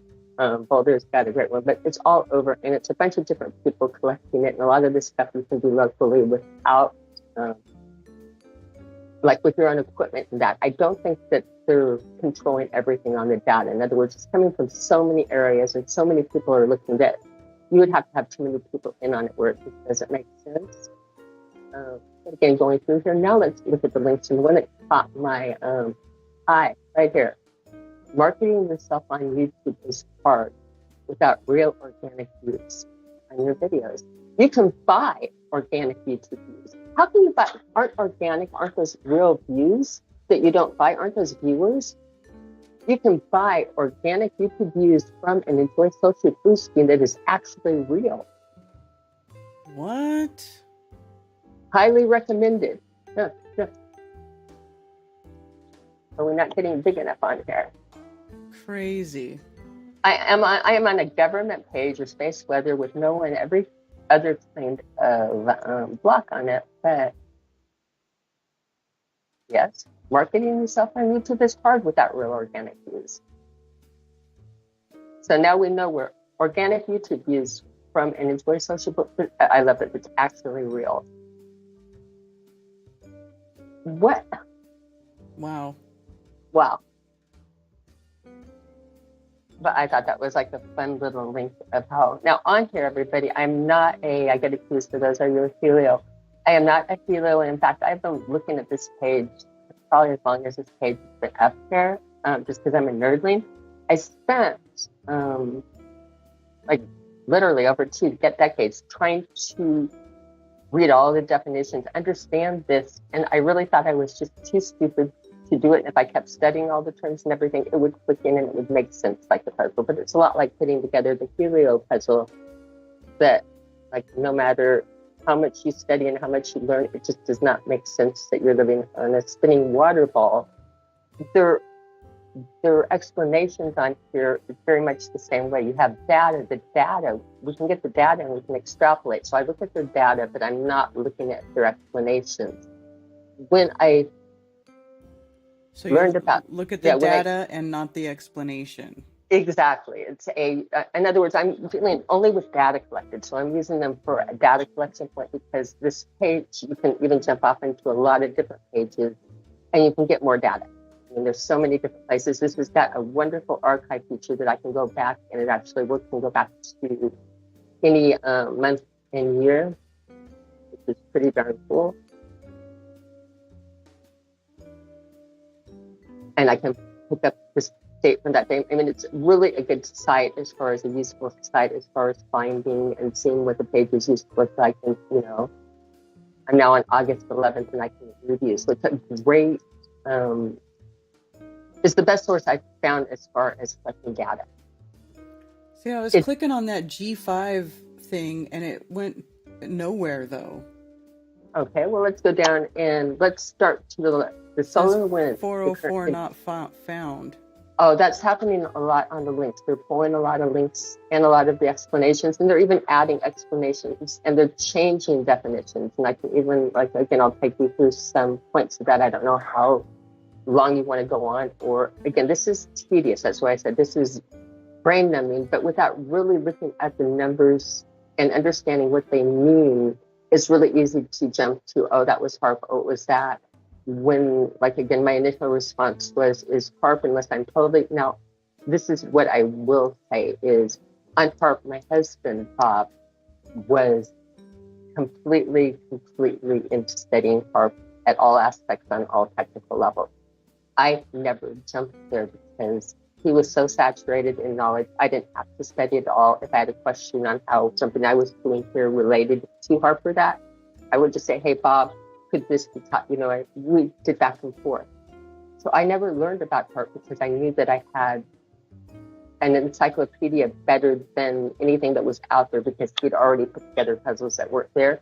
I knew that he could get me better information there. So I've done I just let that escape, saying I have Bob. I don't have Bob now. So I don't have, in all honesty, a good understanding of what HAARP is doing, but from what I'm reading and just the text there and from what he's done in the past, and even what they're saying, that's talking about the lighting, exciting the lighting in the UV and that over Alaska. I could see that on a short, I could see that doing like a short range over Alaska and that.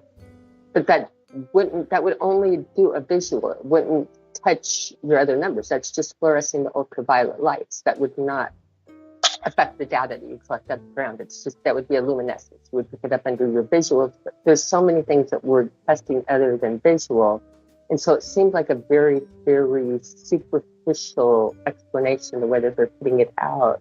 It is superficial. That's why I was like, I don't really buy it, because it just doesn't make sense. And if they're putting out a frequency that's exciting and lighting up the sky in that way that you're seeing the visuals, so what? It's like me shining a UV flashlight on something else and bringing out colors that you don't, see from what I'm understanding of it. It wouldn't be, from what they're saying in the visuals, I can't make it connect. Very much like I couldn't make, the spinning water ball. When you start doing the logic and testing it, it sounds really good, but I can't get enough dots. It sounds very, very superficial.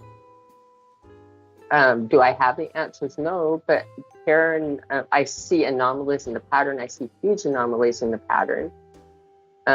Sometimes, and again, I've been watching this a long time, and the storm was anomalous. There's no doubt about it. The flares that we've had going and how far the auroras went down, it was very, very anomalous. The amount of flares, even cumulative, should not have had the effect that they did as far as the auroras, but yet we saw it coming because of something else that, again, did not open up, which is why we saw it last night. That number, the BZ, after I texted, it was starting to go down. It stopped. Do I know why? No. Because with the other numbers, that's what I mean, is these numbers usually run more together, and things are a little bit different now. And on the modeling, a lot of the people in it, again, they've even changed out how they've done a lot of the modeling, and they've changed their scales and what their scales mean, because, again, it's not making sense. So this is more of a learning experience more than we know. I don't think any of us can say we know, unless you're involved in it. But any of the people I've seen, like, writing what the answers are, it seems all, again, missing dots on it. Each explanation is missing dots on it where it wouldn't explain for it all. So your solar wind, they measure it at kilometers per second. 610 is a fairly high wind speed right now. We are under a definite speed with the protons per centimeter.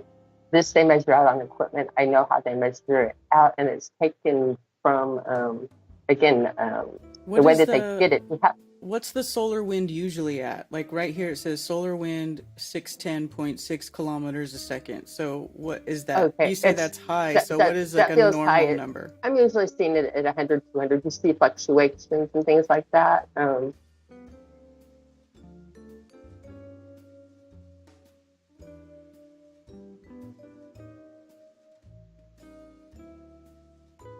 But it's normally like around the 200. I'm sorry, go out of it and on the range, and we'll get some other things on the range. Now the solar wind, if you remember Zach doing his little thing with his Tesla coil and his vindograph, and you feeling that wind coming from it, or when you're watching the people shooting out the lights with the bananas. Before on here, when I thought solar wind and protons, I did not think that there was an actual movement or a wind to it. In a way, I just thought it was a movement of protons or that at a speed. And I learned a lot through the actual experimentation that you feel this way. It's actually, you create the wind and you feel it. It's a proton wind. And that, again, you can, if you watch videos of Zach demonstrating it, or the guys from Russia have done like all kinds of crazy ones, because these people are crazy as far as running electricity through their body, pointing and blowing things out. They'll hold like a banana in their hand and use the banana to, then work the electricity in that. That is your solar wind. That's the same type of phenomenon. Oh. It normally is, so it's sitting at 600, and that it's normally around more closer to 200. It's not alarmingly high. It's not alarmingly low. And the density is low. We'll pick that up on some more things when we go down. That protons per centimeter is going to affect other things. Well, I'm looking at the solar speed, little real-time solar wind, and you can go back in time. It's like taking random readings, and it was like up 800-900 there for a while. Yes. Oh, and it gets higher than that, and it goes much slower. That was during the storm. It did ramp up. And that is, again, seeing the speed and where these things hit that. But you can actually measure the data people do from a lot of stations. You can see when they're updated, they run graphs and time graphs from that. So again, something to go back on. Your solar flares, these are popping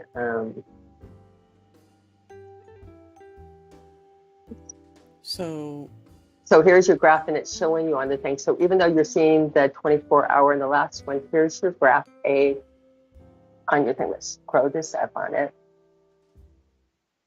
And what it's doing is it's measuring the flares from the sun. You can, right now, you'll see I can do a 6-hour. I can do a 7-day. Your 7-day is intense. Again, in doing it, here's where you cross your X threshold right here. And they're measuring it into it. And so you'll see it like on a lot of these things, your M class, this was your M that almost made it right here, touching your light X class flare. In other words, you can see all the other flaring around it. In other words, you're going to pick up the main ones always, but there's little things going off all of the time. Oh, I see. And then the 10th and the 11th is where you got well into that X. Right, and that's if they let me put a time that went way back on here, which I can go to other archives and find this, but this is your current, and they just say zoom in 6 hours, 1 day, 3 days, 7 days. It gives you a good glimpse. They measure it, and again, very technical. You watch per meter squared, and they're using the luminescence. By the way, they are using the luminescence as a guide for this. How bright. Just in case you're wondering what they're measuring how bright in spots that it gets in luminescence. So that's just an interesting fact. But that is a visual one. We're not up there testing. So this one, it's like, well, how are they going up and testing that? This has all been via visual watch. It's all visually. Everything's visual pretty much. Yeah. Well, some of the things that they're collecting on the ground and the data things are not visual. But this is a visual one. And with the visual, and again, you'll see on here useful charts. They'll give you where, because also the flares, they take time. The way that they show the X-ray flares, and that going a lot of the times you'll put off on there, but you'll see on here what time of beginning where it hit its maximum, where it ended. There's time on it. It's not just when they show it to you in clock's time. So I don't think people are aware of that there are beginnings and end times on different things too.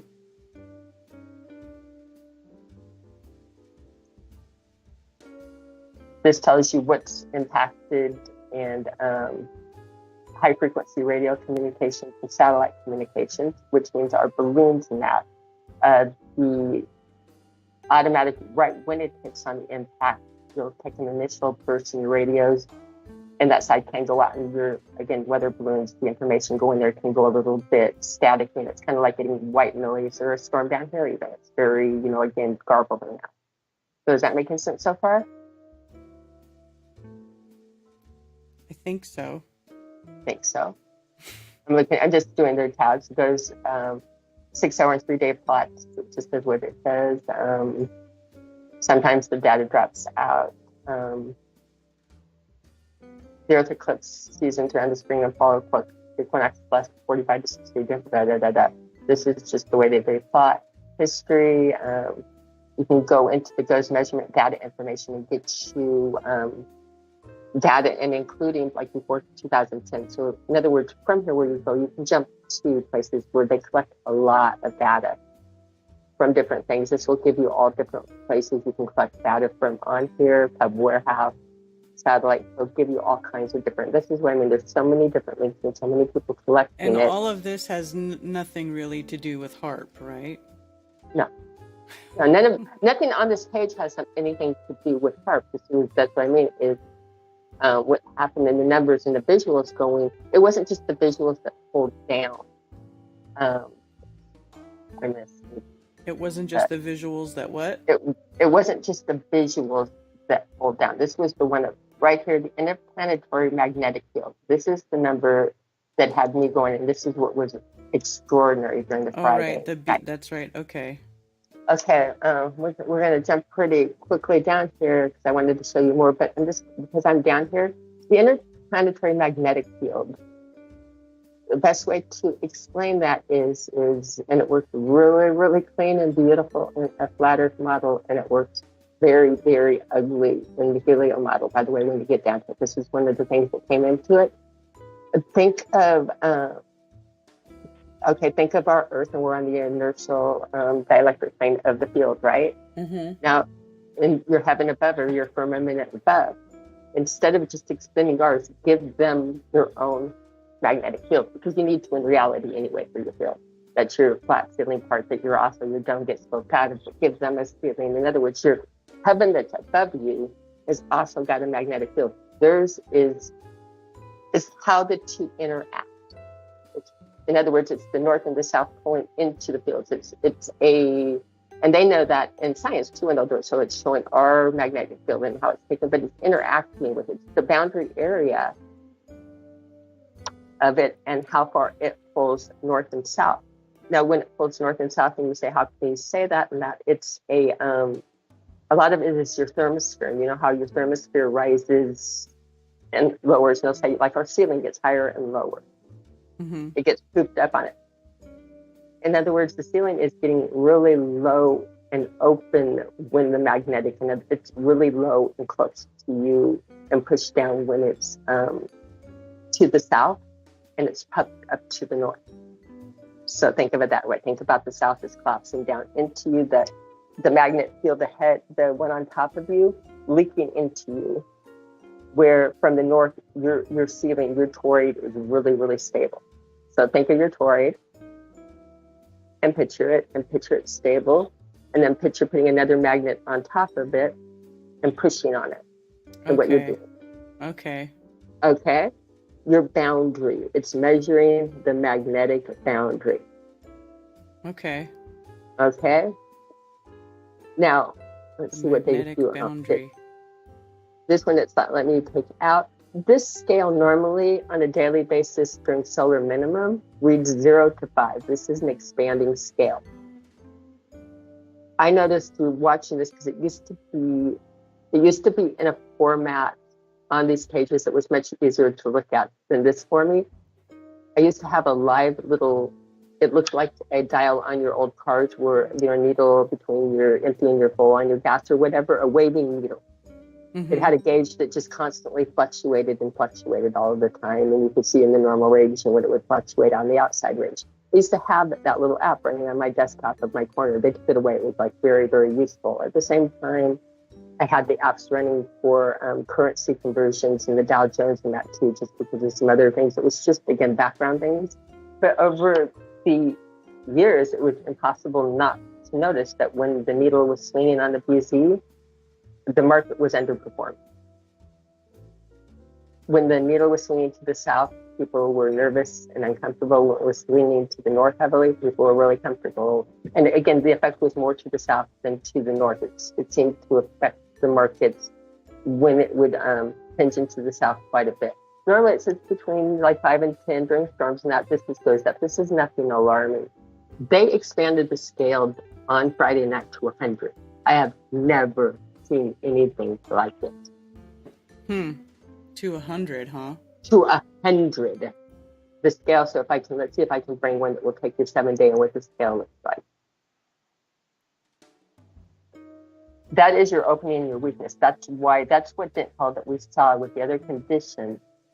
That's why we saw the lights. When that one went down on Friday night, the BSD started going down when I texted you last night. It never continued to do it. Again, we can talk about rebound effects and backdrafts if we want to in the system. But in other words, we got hit. We were already at a low. Solar minimum, this is something that people don't understand either. During solar minimum, our shield is weakest, it's lowest. During solar maximum, the solar spheres, they heat up, it heats up the atmosphere. After it comes, it heats up the thermosphere, and our toroid starts getting stronger in that, right? This was a really quick rebound on it. But over solar maximum is where the thermosphere gets higher. And then the flares itself they pop into it, but the aftermath of it is getting stronger. So that's what I'm saying. This was an awfully fast for the lights not to, because the event that we had last night, technically on the rest of the numbers, other than the magnetic shield and that, the stuff coming at us, the size of the flare and the angle that it was hitting us should have hit harder than the other one. In other words, that one hit us really, really hard. The shield just seemed too weak for what it was for the auroras to go down. But when I watched everything fall down to the south, the lights went down. that was very, very strange. But it's not something I think HAARP caused. Not with, I mean, that would be more of a CERN with the magnetics, and something with it. If you were going to tamper, I don't see. And again, I could be missing something, but from what I understand about the technology of CERN, yes, it could light up the sky and things like that. But can it lower the thermosphere? Can it pop that down? No. That doesn't seem possible. That's what I'm saying. I feel like that's people giving them too much credit. And CERN, I don't know if they would be able. I mean, to me, it's absurd that CERN would have the power to do that. But yeah, I don't believe CERN would have the power to do it either, because you're talking about making an influence worldwide on something. Again, what they could do is they could maybe take, the best that they could do is like take peak events that were happening and do something that maybe augments it a little bit. That's what I'm saying. They could be trying to somehow harness the energy or take advantage of whatever stuff is going on or in the even sky. Again, augment it a little bit to it, that they could have a little bit of effect, but I don't think they could be that. It's not the cause or the main thing. It's not just that HAARP turned that on and we all of a sudden had Northern Lights down. Right. Hey, Cammie, I'm going to answer some calls, okay? Yeah, definitely. All right. Thank you for calling Coffee Talk. You're on with Karen B. And Cammie. Oh, hey, Karen. Hey, Cammie. Hey. Hi. For some reason, Cammie, it was really choppy every time you were speaking on my phone, so I'm going to go back and listen to everything you were just saying. I'm pretty sure it's fascinating. And the reason it fascinates me is because way back in the day, I don't know, 2016, 17, I started listening to Ben Davidson, the Doomsday guy. I was, when he came on air, I was thrilled because he was the first person doing what I'd been studying for years. So I was like in his first 100 subscribers.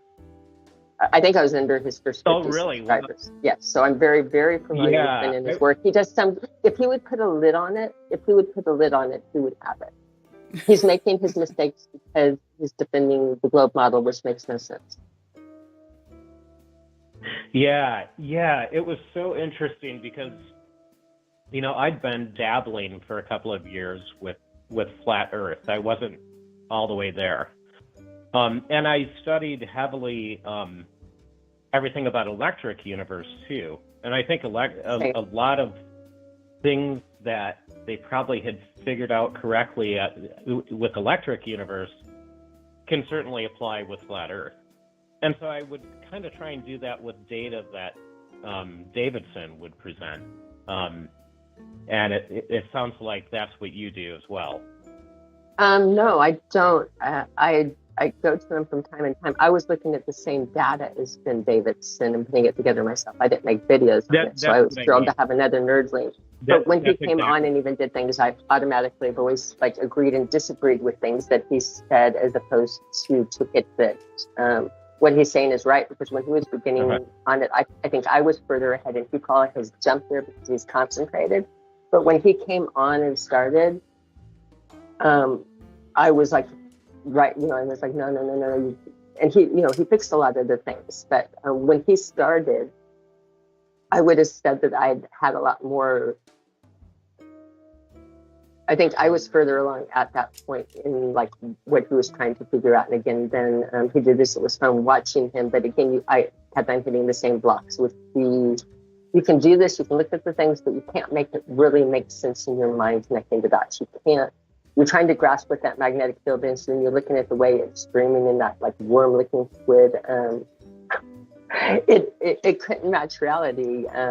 So I just really thought I was too stupid to understand it. When he was saying and doing things, even he's saying the numbers in this, but it's still, again, the sense, being able to connect it to reality, there were missing links on it. And again, the way if you play with magnets and the way that we're talking about the magnetic field working in the boundary, again, it worked really clean when you put, put them in series, worked real clean and make it local. Yeah. I think I picked up what you were saying. I don't know why it's hard for me to hear you. I hear Karen just fine, but you're choppy. So I'm going to go And I am back and choppy. I'm listen so to sorry. everything. I tried to set up a good mic and tried to set up a good system because I do come across choppy, and I know it's hard to listen to. I listen back to myself and say, "Oh my God, that's terrible." So I don't take that personally. I still, it's something I'm trying to figure out how to correct, and a lot of it is I don't have a very good, I'm used to being a nerd in a thing. I'm not used to public speaking. Okay. So it's not a skill that I've learned to project or to do that well. A couple of things I noticed that were a little bit weird over the weekend with all the HAARP talk was, number one, I could swear that I've heard for years now that they decommissioned HAARP in Alaska, and all of a sudden they're doing something with it. So that was off. And then the other thing that was weird was never once in all these years have I ever heard that they were looking for space debris. I mean, that's brand new. That's weird. And then I guess the only other thing was I wanted to see what Davidson was saying, so I looked last night at his channel, and he put out a 2-minute video that was actually kind of good, saying, "Okay, everyone, don't go so nuts with the conspiracies about HAARP." And he just it was interesting. It was only 2 minutes. You might want to play that, Karen. How did he explain that it wasn't HAARP? What was his? I have not seen the video. I haven't followed him for a while because he keeps on trying to apply everything to Helio world, and it's irritating. And and he's like kind of arrogant. I almost never... And he's kind of arrogant, and he and my husband kind of got into a spat. So it was like he's I can't. He's unwatchable. His head has gotten so big. His ego has gotten so big, and he's got a doomsday ranch going, and he's gotten people to uproot their entire lives and give him their life savings.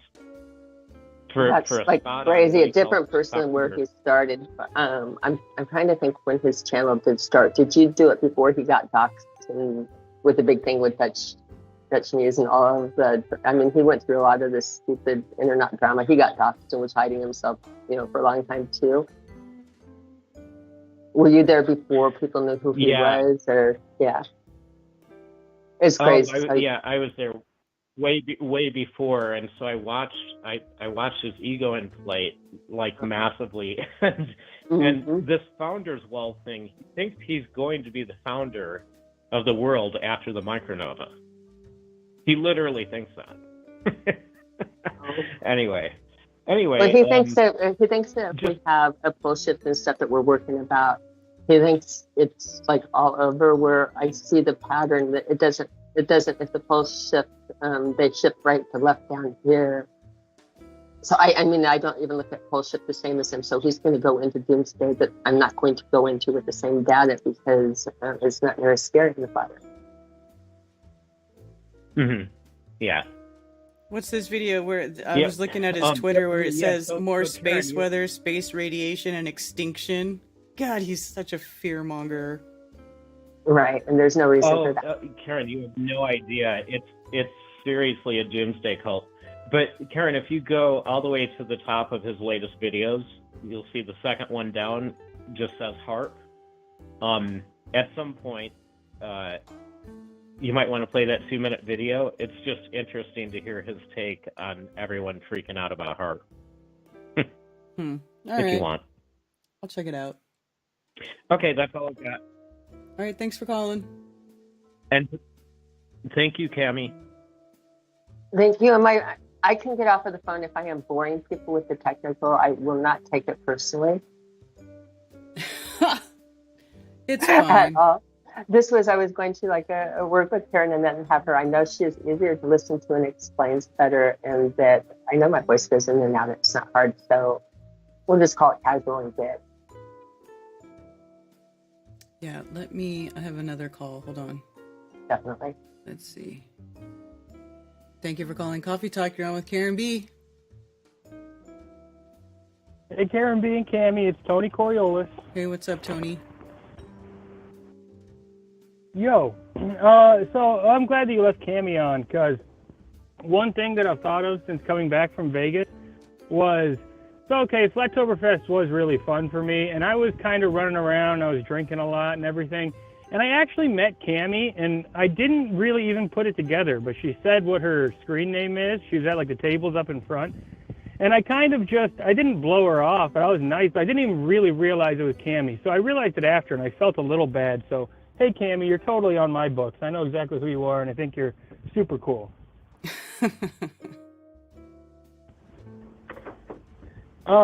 And then I did just want to say, okay, so I called in when I was up out of town, and I said how I was thinking about a lot of stuff, and I was going to forget stuff to say.